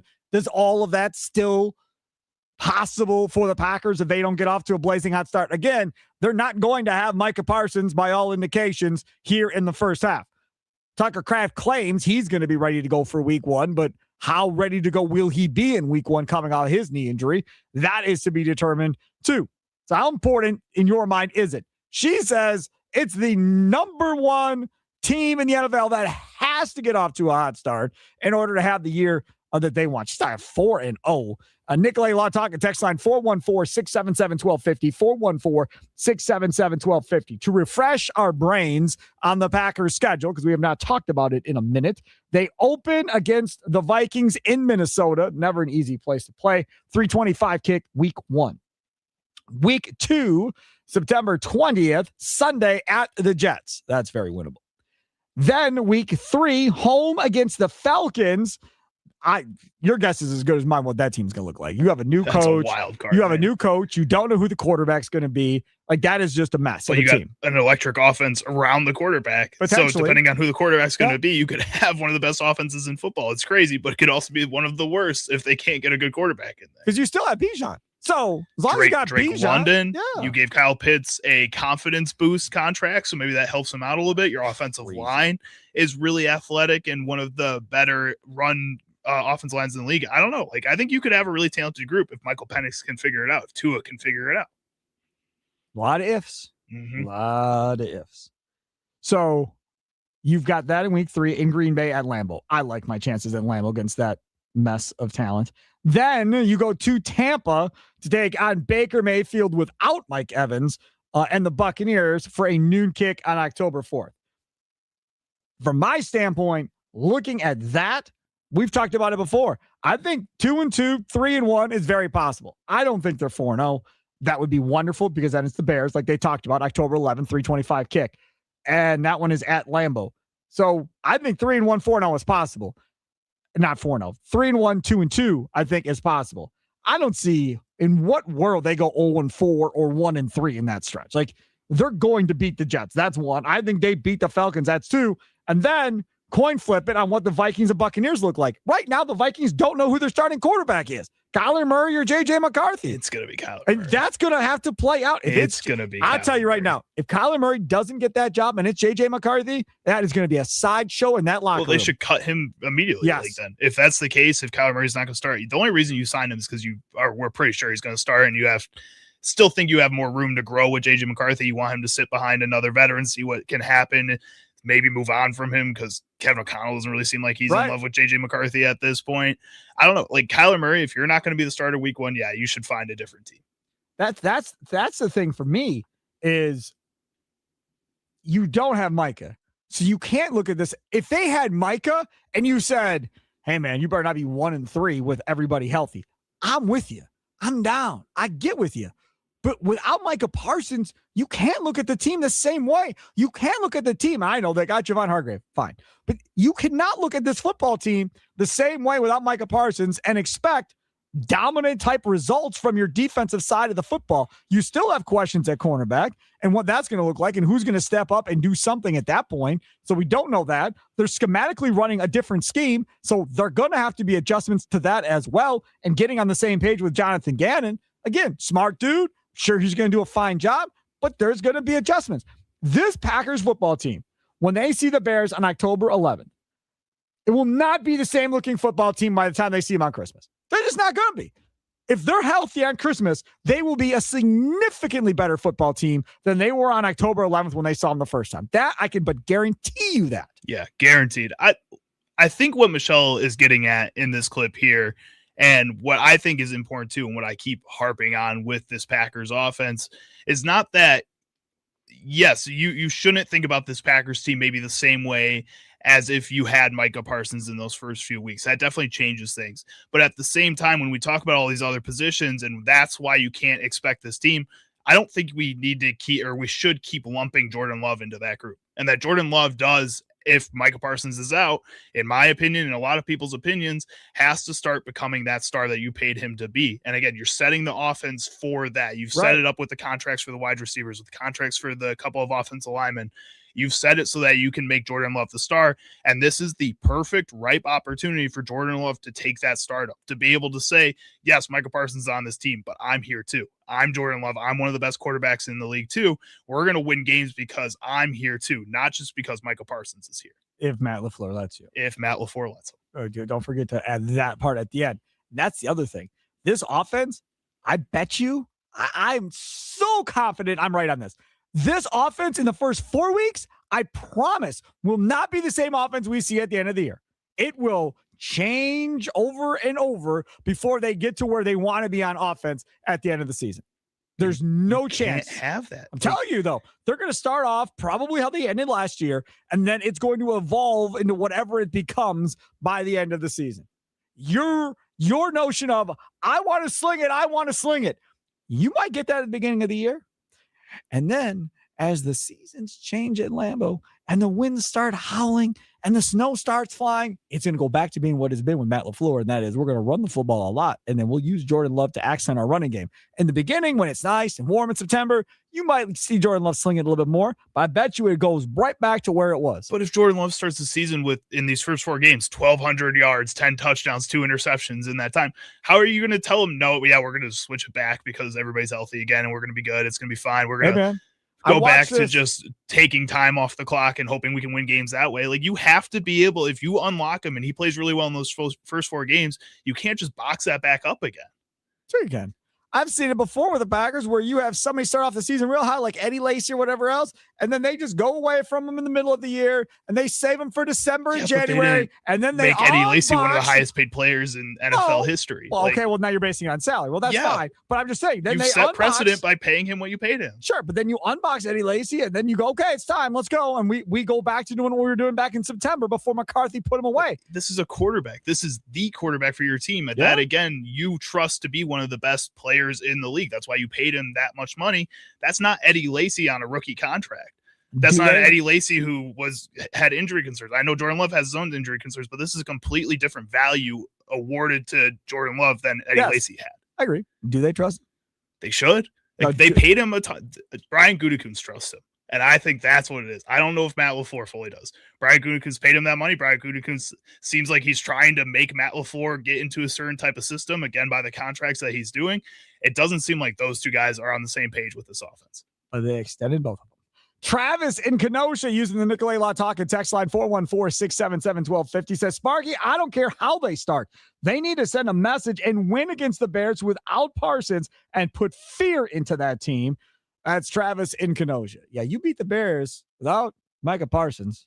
That's something. That's something, because you'll have them by the end of the year. The other thing about going into that Bears game is, what will be the mentality? What will be the mentality in Green Bay getting ready for Packer Bear Week? Because you know they're going to be fired up in Chicago, getting ready to play this game in Green Bay. What will be the mentality of Matt LaFleur and this team? Will it be going for blood and trying to end these dudes? Or is it going to be patty cake, Bakers, man Packers, where we're going to go up there and we're going to play nice against the Bears, and that's what it's going to be? Somebody's going to have to turn up the heat a little bit. That probably is Micah Parsons. If he can't go, who's going to be that other dude to do it? If I was a guessing man, I'd say it's going to have to be Edgerrin Cooper. If it ain't going to be Micah Parsons, because I don't think there's anybody else out there that's going to do it. Lucas Van Ness will be at like 7.5 sacks. But no, I'm not saying production-wise. I'm saying bringing the nasty. No, that's what I'm turning saying. Up the anger. He'll be fired up. He'll be good. And Lucas Van Ness will be out there being a dog. I'm speaking it into existence. I said it last year and it did not happen. I'm doubling down. Okay. Hey, do you know that any youth sports player can score a free small classic Frosty anytime they visit Wendy's in their sports uniform? That's right. Just stop by after practice or with your team after a game. Who doesn't love a Frosty? I tell you, I've said it before. You get your child a Frosty, right? Hey, I'm going to get you a Frosty, and you're going to be all set. But when we get home, I need you to pick up your room a little bit. If I'm getting you this Frosty, okay, get them a Frosty, and then hopefully they clean their room. Right? Or the night before, you got a practice or a game, right? So it's going to be there. Hey, clean your room tonight. I'll get you a Frosty tomorrow after practice. Really? Yeah, okay. It costs you nothing. Nah. I mean, we're being real about it. You're going to get yourself something, right? So you're going to spend a little bit of money, have that Wendy's app to use, get your points, earn more free stuff down the road. No brainer. And again, if you're in Oak Creek, you'll probably see me at Wendy's later tonight for dinner for the family. Coming up next, Frank Madden, Locked on Bucks podcast to explain this NBA investigation, Gary Trent, the Bucks, what all this could mean. We talked about it earlier in the show, and I'm going to go over the Joe Smith deal with Minnesota with Frank Madden and see where he thinks the penalty may lie with the Bucks here if they're found guilty, which it's going to be hard to prove that you're not at this point, I think. It's Wisconsin Sports Daily, live from the Wisconsin Sports Radio Network studios, powered by the Potawatomi Sportsbook. Sparky here.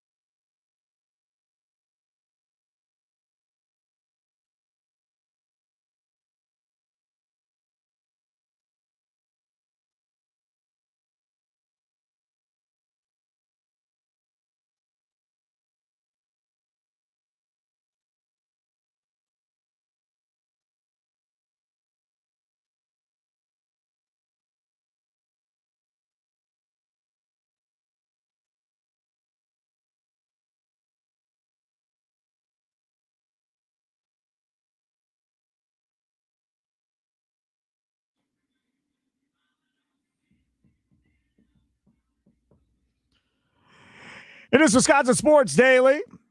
C. Sparky Fiber, Charlie using with you. Wisconsin Sports wrapping up the best of what happened today on the network. Comes up from 5 until 6 o'clock. Then don't forget tomorrow, we're back at it with the leadoff show tomorrow night. I'll be hosting that from 5 until 6:30. Getting ready for game 1 for the Brewers and the Marlins. Henderson against Alcantara. So that'll be nice. And then after the last pitch, you make the switch. Tim Allen and myself, the Potawatomi Sportsbook post-game show tomorrow night from 9:30 to 11. Getting the band back together with Tim and I. We'll be doing the show tomorrow night. We'll be doing the show Saturday night. And then Aaron is back from his vacation, so he'll be with Tim on Sunday. And then it's Tim and I Monday through Friday next week as well, each and every day. So should be fun. And then me and Tim talking Brewers baseball again. You guys are going to be reminiscing a whole lot No, over we that won't. time. No, You we don't did think it. so? We did it the one show when I filled in earlier. Tim just loves reminisce. That's like one of his favorite things to do is reminisce. That's because you're old. This is what happens when you get old. Here, let's bring this guy in. He can talk about it. Frank Madden joins us now from the Locked On Bucks podcast on the Cast Outline powered by Gruber Law. One call, that's all. Isn't that true, Frank? You reminisce more and talk about the good old days. When that starts happening, you know you're officially old. I mean, you were talking about you've been doing this podcast for 15 years. What more do you need to say? Well, 10 years, Sparky. Oh, 10 Only years. on the I aged podcast. you. I'm sorry. I think I was podcasting under a different name, or under our whole website name, probably for close to 15 years. But I think I started writing about the Bucks in 2007. So I'm almost 20 years into that. So anyway, hey, I'm old, guilty as charged. And if you want to talk about 2021 and all that, like, let's reminisce. No, because I'm old, and those days are long gone at this point. Frank Madden used to come in and host post-game shows with me and all that stuff when he was in town because he lives in Tejas. So let's talk a little bit about this Gary Trent situation. Now Shams reporting that the NBA is investigating this contract. Your thoughts on how do you think we got to this point with the NBA now investigating? I mean, it's a very weird situation. I mean, on the first hand, obviously there's parallels with what they did with Bobby Portis, where Bobby Portis, signs a relatively cheap deal, then basically re-ups for a relatively cheap deal when he could have gotten more money, and then signs, essentially a very similar deal to what Gary Trent got after 2 years when he was an early bird free agent. The irony is, so there's precedent for this, not just with the Bucks, but with other teams. Generally it's kind of just people let it happen because, hey, if a guy wants to take less money to stay somewhere or play for a winner, you kind of say like, okay, well, free will, and I think the other piece of this too is there obviously is parallel between this and the whole Joe Smith deal that happened with the Timberwolves in, I think it was 1998. But the difference there was that there was a written contract that ultimately came out when there was, a whole falling out with Joe Smith's agent. So there was paperwork and a paper trail. And that's a big reason why the NBA just crushed the Timberwolves. Originally it was 5 first-round picks, got reduced to 3. So, the reason why we have never seen anything like that since then is because, the teams and agents know, you don't write this down and put it into a contract. I'm guessing there are no text messages either between these parties that could also ultimately come out in an investigation. So I think basically the weird part is what makes it, they're the closest to a smoking gun is the fact that Gary Trent stunk last year. Yep. Nobody would have given them this contract. So the Bucks are in this weird spot where the contract itself is basically the best evidence of guilt, because why would you do this unless you had agreed to it, and this was basically under some duress from Clutch and Rich Paul. And the irony as well is the best punishment is probably that they have to honor the contract. So I think if the NBA really wanted to take a stand and say it is not okay for teams or agents / players to be doing this, which in the grand scheme of the universe, it takes 2 to do this. Agents have to be, credentialed with the league. You would probably say we tear up the contract and we dock the Bucks, something ugly that nobody would want if you're a Bucks fan, like multiple first-round picks or something, which, by the way, is probably what it would take to trade Gary Trent's contract at this point. To offload that contract, you're probably talking 2 or 3 first-round picks, which I don't think anybody would really want to do at this point, given where the Bucks are. But I don't really see that happening though, because I mean, let's just look at it, right? Like for the league to tell Rich Paul and the players union, we're going to void this massive contract for a guy, based on it just doesn't look right. Okay, so hold on a second. Hold on. I'm going to interrupt here. Will you go back to 2000, that Joe Smith deal, because that's the last time you really had something like this.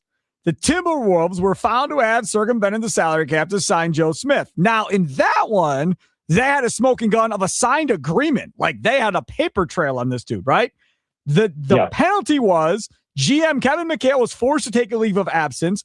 Glenn Taylor, the owner, was suspended. Smith's most recent contract was voided, and his bird rights were stripped away on top of that. They were fined. Now, again, this is 2000. They were fined $3.5 million, and they had to forfeit 5 first-round picks to go along with that. Now, 2 of those were returned later, so they ended up with 3 first-round picks forfeited. That was in 2000. And for the most part, they've been able to get away with this, and we really haven't had as much of an issue with it since then.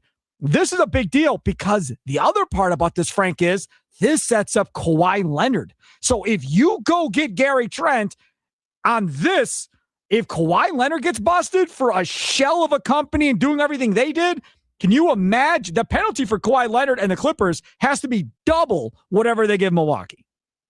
Yeah, so I think it's important. I think it's right to call out the Kawhi situation because I think you're right. I think anything they do with the Bucks and Gary Trent, I think would be, less than what they might do to Kawhi. I would be very surprised if they had if they nailed the Bucks for more than what Kawhi potentially gets punished, or the Clippers get punished for in the Kawhi thing. So I would agree. I think, again, if I had to handicap it, I don't know. Like usually most cap circumvention punishments are usually related to early contact with free agents, right? Like before free agency starts, like that's what we've seen the last probably 5-6 years. Like it's been those types of situations, when it was 1201 and, they would say like, oh, this contract got negotiated. And then eventually, they realized like, okay, clearly these are happening before they were legally allowed to have contact. And those were typically like second round picks. Now, is this worse than that? I mean, you could certainly argue, well, you're basically circumventing the cap because you're essentially, the Bucks in this stage were able to push money that they would have normally had to pay Trent the last 2 years when they had very little money, very little flexibility to down the road. So you could argue it's worse, but I have a hard time imagining that they would hit the Bucks for more than, a couple second round picks. But I also think, again, if they want to punish the Bucks, they're not going to avoid the contract. So they would really want to have to make a statement about punishing agents if they were to void that contract. And honestly, I mean, if they voided that contract and took 2 second round picks, that's a phenomenal outcome for the Bucks. Right. To wipe that contract off the books. So sure. That's why I guess my pessimistic Bucks fan hat on, I would probably say, yeah, that contract's probably not going anywhere because it's going to be a fight with the players union. But Frank, if it's they void the contract and you lose 3 1s, considering what the Bucks have in general, that would be devastating. Oh, it'd be, yeah. The picks are, I mean, because here's the thing, like I said, there's an exchange rate, right? Like to dump salary costs, that's right. To trade a bad contract, the other team you're dealing with will have to get, they're obviously need to get paid with first round picks. We saw the Bucks do a version of this with the Karis LeVert deal, right? Where they got those 2 second round picks in order to take on more money this year to help Detroit clear salary cap. I mean, those are the types of deals the Bucks want to do, right? So that's why the Trent move also has cost to the Bucks, because it means that's money they can't be like renting out basically to other teams to take on their bad salaries and get second round picks or maybe even a first round pick in the future. So, for anybody who says like, oh, it doesn't really matter because the Bucks aren't competing, it's like, no, it does matter that you have this contract because that's money that you can't use for this sort of, kind of asset gathering, which is obviously something the Bucks should be prioritizing. So the deal definitely has like real opportunity costs for the Bucks over these next 4 years.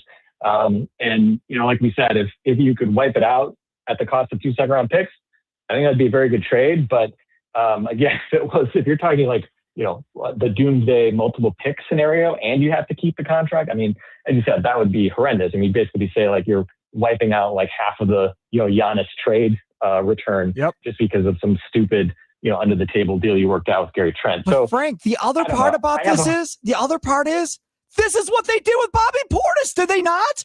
Wasn't it wink, wink, nod, nod, we'll take care of you? And then they did. Sure. It's the same damn thing. And nobody said anything about that with Bobby Portis, but now we're pushing on the Bucks for this. To me, it drives me nuts. All right, Frank Madden joining us, Locked On Bucks. Follow him on X at FMadden NBA. I got another one for you. Gary Wolfel down at NBA Summer League is saying some NBA officials who are attending the Summer League here in Vegas contend the Bucks would likely have to surrender small forward Jaime Jaquez, who was recently obtained in Miami, plus a guard, potentially Ryan Rollins or AJ Green, in order to get Nuggets forward Peyton Watson, who then they would obviously have to sign as well as a restricted free agent. Would you do Jaime Jaquez and AJ Green and something deal in order to get Peyton Watson?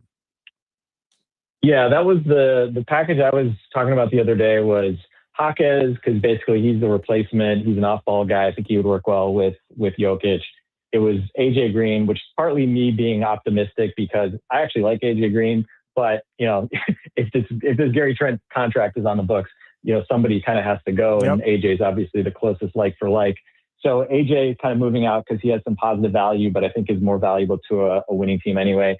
And then to me, the question was like, do you have to attach draft capital on top of something else? And so if you didn't have to attach draft capital and you were just basically giving them those two players who make a lot less money than if Peyton Watson's getting say $25 million, which is by coincidence the size of the traded player exception, the trade exception the Bucks created through the Giannis trade.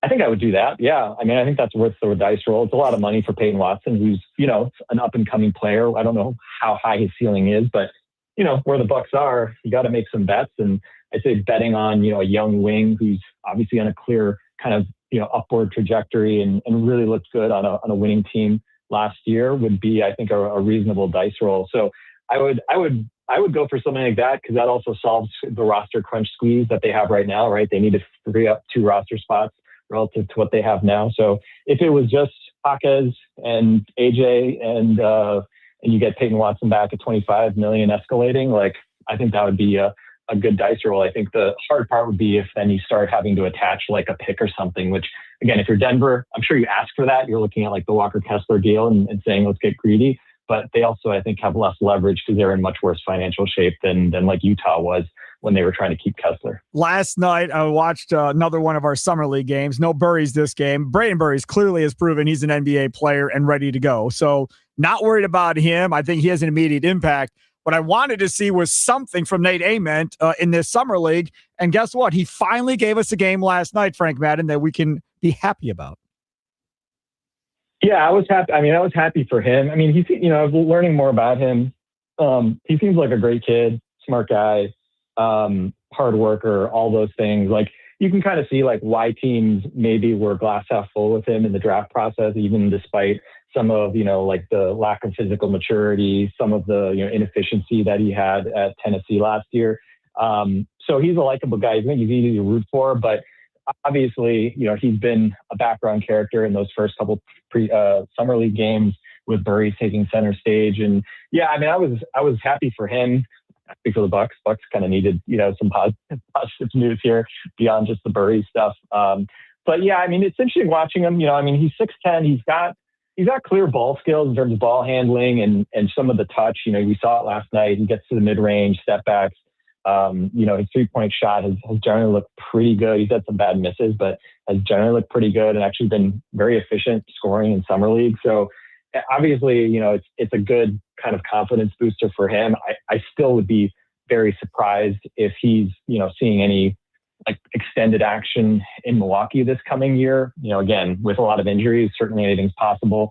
It's not like they, have to prioritize winning at this point, given the lack of sort of pick impact that would have on them. So I don't think he's going to play much, especially, if you got a Peyton Watson type, I don't think he's going to play much, especially. But I think, again, a guy who probably, may spend a lot of time with the herd just to get reps and just to kind of get used to the physicality of, the NBA NBA-ish competition in the G League. But I was happy for him, and probably it's interesting. I don't know what your kind of comp for him is. Like when I watch him, he plays like a guy who likes Kevin Durant, and that is kind of a slippery slope because Kevin Durant's incredible. You know, he takes tough shots, he makes tough shots. It's, I think, kind of hard to make a living being a poor man's Kevin Durant in the NBA. So I think for Nate Ament, I think the question is, you know, how do you become a useful two-way player when you are a role player early in your career and you're not a guy that's going to get like a ton of shots, and, you know, you're not going to get the chance to back down guys and take fadeaway jump shots and things like that. So, you know, it's going to be a journey with him. Hopefully, you know, Burries is an instant guy that, you know, is able to play and contribute and take some of the pressure off of Ament's development. But I think it's good to see Ament break through a bit, you know, still, even when he was scoring, you could tell the physicality was not easy for him last night. But, you know, again, it's a step forward, and hopefully he can build on that. Hopefully we keep seeing good things from him here the rest of Vegas. And then, you know, again, we'll see what kind of role he might have this fall when it comes to, you know, his first training camp, et cetera. I think the weight program for him is crucial the next 2 to 3 years as far as adding muscle, adding weight, so he can play through a lot of that stuff. Then you could start having the conversation of, okay, can he really get to that Durant level or whatever the case may be? I just go back to this interview I saw from after high school before college started with DeBonsta, AJ DeBonsta, and he was asked, Kevin Durant actually asked DeBonsta, like, okay, so who are the dudes in this class that are going to be the leaders of this class in the NBA? DeBonsta didn't even flinch. He said, Peterson and Ament, it's us three. Those are the three guys that'll lead this class in the NBA. When I saw that, I was like, okay, well, that's legit. And then you see the high school tape, and you're like, okay, yeah, he's a stud in high school. And then you see the struggles through injury and so forth at Tennessee, and then you become less convinced. But again, you know how it is to be a loser Bucks fan, because that's the mold we're about to go back into. You just look for flashes that you can hold on to and then hope and pray that you can get those flashes to be consistent from game to game as he grows as a player. Yeah, I mean, Sparky, we were born for loser Bucks culture. I mean, we were forged in the loser Bucks of the 90s. We can teach a class on it. We know. Yeah, so I agree. I mean, I saw the DeBonsta thing too, and I was like, oh, okay, that's interesting. Like, are they close friends? Is that part of what's going on here? But yeah, Ament's a really interesting guy. You know, because he was not a guy that was, you know, a highly recruited stud guy when he was a freshman in high school. Right. He had kind of a growth spurt and really kind of burst on the scene his junior, senior years. And so it's all a bit new to him. And there is kind of a little bit of that, like, you know, baby deer kind of, you know, physical growth and maturity that hasn't happened yet. And, you know, again, like we of all fan bases have been spoiled seeing, you know, we saw Giannis grow from what he was as a rookie to obviously just like the chiseled, like arguably one of the greatest physiques in NBA history to what he became. I don't think we can expect obviously any of that with Nate Ament, but, you know, again, like you can become stronger without, like, you know, looking like a bodybuilder. And I think for him, a lot of it's more like lower body strength and that stuff versus, you know, being, you know, again, Kevin Durant, like, you know, can Kevin Durant bench press the bar, you know, tomorrow if you ask them? Like, I don't know, maybe, but it doesn't really matter. So we'll see with Ament. But, you know, again, I think the nice part is having those two guys coming in together, and one obviously Barry's fingers crossed that he's a guy that contributes right away, even if, again, want to temper expectations a little bit on what he can do as a rookie. Hopefully they clear out some of these guards in the meantime and give him a little bit more runway for playing time this season. I got one more for you. How big of what do you think of Casper the Friendly Ghost? I'm not there, man. Like, I think he might be an okay player, but I don't think he deserves the hype machine that he's been getting from Bucks fans. Yeah, I mean, look, he was interesting. He had a pretty terrible first couple of games of Summer League last year, I recall. I think he shot, I think I went back and looked it up. I think he shot like 7% I think he might have been in the California Classic or something, but he had a horrendous Summer League start last year. And then I think he got it together a little bit.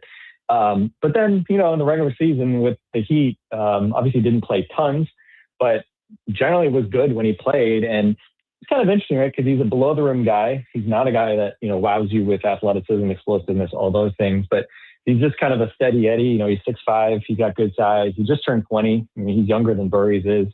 And so again, like as a guard, like a bench guard that maybe could be more, I think that's probably how we should be thinking about him. I don't, think anybody who was kind of thinking like, oh, he's going to be our point guard of the future. Like, okay, probably need to temper those expectations a bit, but he's a guy who shot it really well last year. I think you'd expect that to be better than it was here from the short burst we saw in Vegas. And again, like I'm not going to overreact to it, but obviously, especially a second-year player, you don't like seeing him struggle in summer league. So we'll see. We'll see if he plays anymore the rest of this stint, and then kind of see what he has. But hey, good news is we've got other guys that we can correct in our hopes too. So exactly right. He is Frank Madden. Follow him on X at FMadden NBA, and of course, Locked on Bucks. Frank, thanks so much for coming on, man. I appreciate you. Thanks, Party. Take care. There he is, Frank Madden on the guest hotline, powered by Gruber Law. One call, that's all. Coming up next, we'll hear from Giannis. We'll hear from Bobby Portis. They had their intro press conferences down in Miami today, and things Sparky missed. Coming up on Wisconsin Sports Daily, live from the Wisconsin Sports Radio Network studios, powered by the Potawatomi Sportsbook. Are you looking for a college where you can excel in the classroom and on the field? At Bryant and Stratton College's Wauwatosa campus, you can compete in the NJCAA Division II athletics with more than 20 men's and women's teams to choose from. Looking for track and field athletes right now. So wherever you are in the state, if you've not thought about going to a JUCO school, a 2-year school, get a great education, compete, and then if you're good enough, potentially then move on to Division I school, this is your place. I'm telling you, think about it. Keep playing the sports you love while earning your associate degree in business, healthcare, criminal justice, or digital marketing. Athletic scholarships are available for those who qualify. Did you hear what I just said? I said athletic scholarships are available. Yeah. Parents, I know that means a whole bunch to you. Scholarships are available. Should mean a bunch to everybody. Visit BryantStratton.edu and discover how Bryant and Stratton College is built different for you. Again, BryantStratton.edu.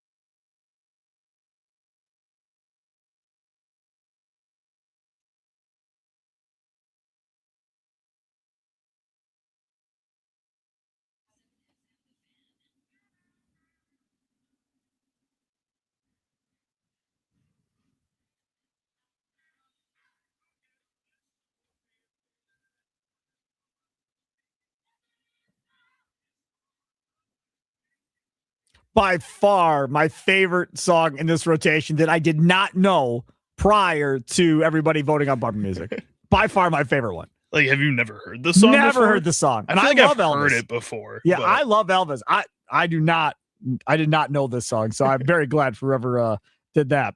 Brewers Marlins get back underway tomorrow night. Leadoff show 5 to 6:30. I'll be hosting that. Tim Allen and myself after the last pitch.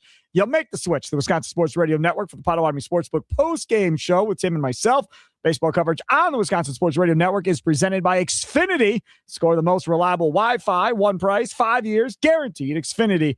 Imagine that. Earlier today, Bobby Portis and Giannis both had their pressers in Miami. We'll have some more of this tomorrow morning when Thunder and I host from 6 a.m. to 9 a.m. with Josh and Zay both off tomorrow morning. Also, Chuck Garbinian's going to join us at 6:40 tomorrow. Tim Allen is going to join us, I think, in the 8 o'clock hour tomorrow as well, working on another guest. So should be a fun 3 hours tomorrow with Thunder and myself.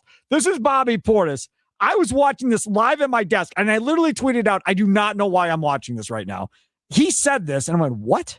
Yeah, like, I've been a Heatle, bro. Like, I've been rocking with the Heat since. I've been a Heatle. What the hell is a Heatle? It's like that's what they used to call the like LeBron, Dwayne Wade, Chris Bosh. They're the Heatles. The Heatles? Yeah. I lived through all of that. I do not remember the Heatles. Yeah, it was a whole thing. Like the Beatles, but the Heatles. Exactly. Because like it's weird. I think it's also weird saying I want to be a Miami Heat. Like that just sounds weird. So like this way, at least you get to be like an actual noun. I think is the goal. I guess. We'll continue on. Yeah, like I've been a Heatle, bro. Like I've been rocking with the Heat since the Mavericks. They playing against the Mavs. Since they playing against and lost the Spurs in the finals. Ray out in the corner. Chris Bosh offensive rebound. Corner crash pass out to the corner. Foul. Like everybody thought it was over. The ropes out. Like I've been on that this whole time. So obviously the conversations I have with Giannis has always been about winning. Where can we go to win? How can we impact winning? How can we get another chip? That's always just been the talk. It hasn't been about anything else but winning. And once you guys talk to him at 3:30, you guys understand that's all he cares about is winning. So the conversations are still the same. It's just how can we impact winning? How can we build good habits every day? How can we trend towards June? I want to play in June again. I want to play in high pressure games, high pressure moments. I want people to say you did good or did bad. Either way, I'm cool with it. I'm gonna come back next game. So there's Bobby Portis earlier wearing 95. It's his jersey number. Apparently there's a highway 95 and he wore 9 and he's worn 5 in his career, 95. So it all came together. Here is Giannis on why he thought the Heat were the right fit. I think from the first battle we had and from the first years I played in the NBA, I always had huge respect for the Miami Heat organization, and around the league, we as players we speak, we talk, and you always share about the Miami Heat culture and that guys work hard, guys are very disciplined, guys are very driven, and guys are very selfless and give everything that they can to win games. And I always was curious, what makes them so unique. In my career with the Bucks, we try to kind of recreate that. We try to create a culture that we come in here, we do our job. It doesn't matter who shines. All that matters is winning. And everybody leaves their kids behind, their wives behind, their husband behind, the people that they love behind for the common goal, which is to win. We spend more time with our teammate and the staff than with our own family, right? So if we are going to do that, we got to have the same mindset that at the end of this road, we might have a chance to win the championship. And I saw that Miami, when I started playing basketball, I think the big three was around 2010, 11, 12, 13. I think those are the years.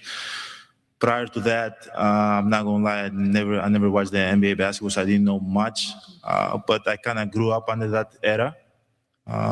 So I know the expectations that this team has. I love pressure. Coach Spo talked about pressure, and I think I thrive pressure. I think I need pressure at this time of my career. I think in order for me to go to the next level, I got to get out of my comfort zone, and I feel like Miami was a place for me to be. We are very like-minded as a team, and me, and it was a no-brainer. I wanted to be here. I'm excited to be here, and I want to get to work.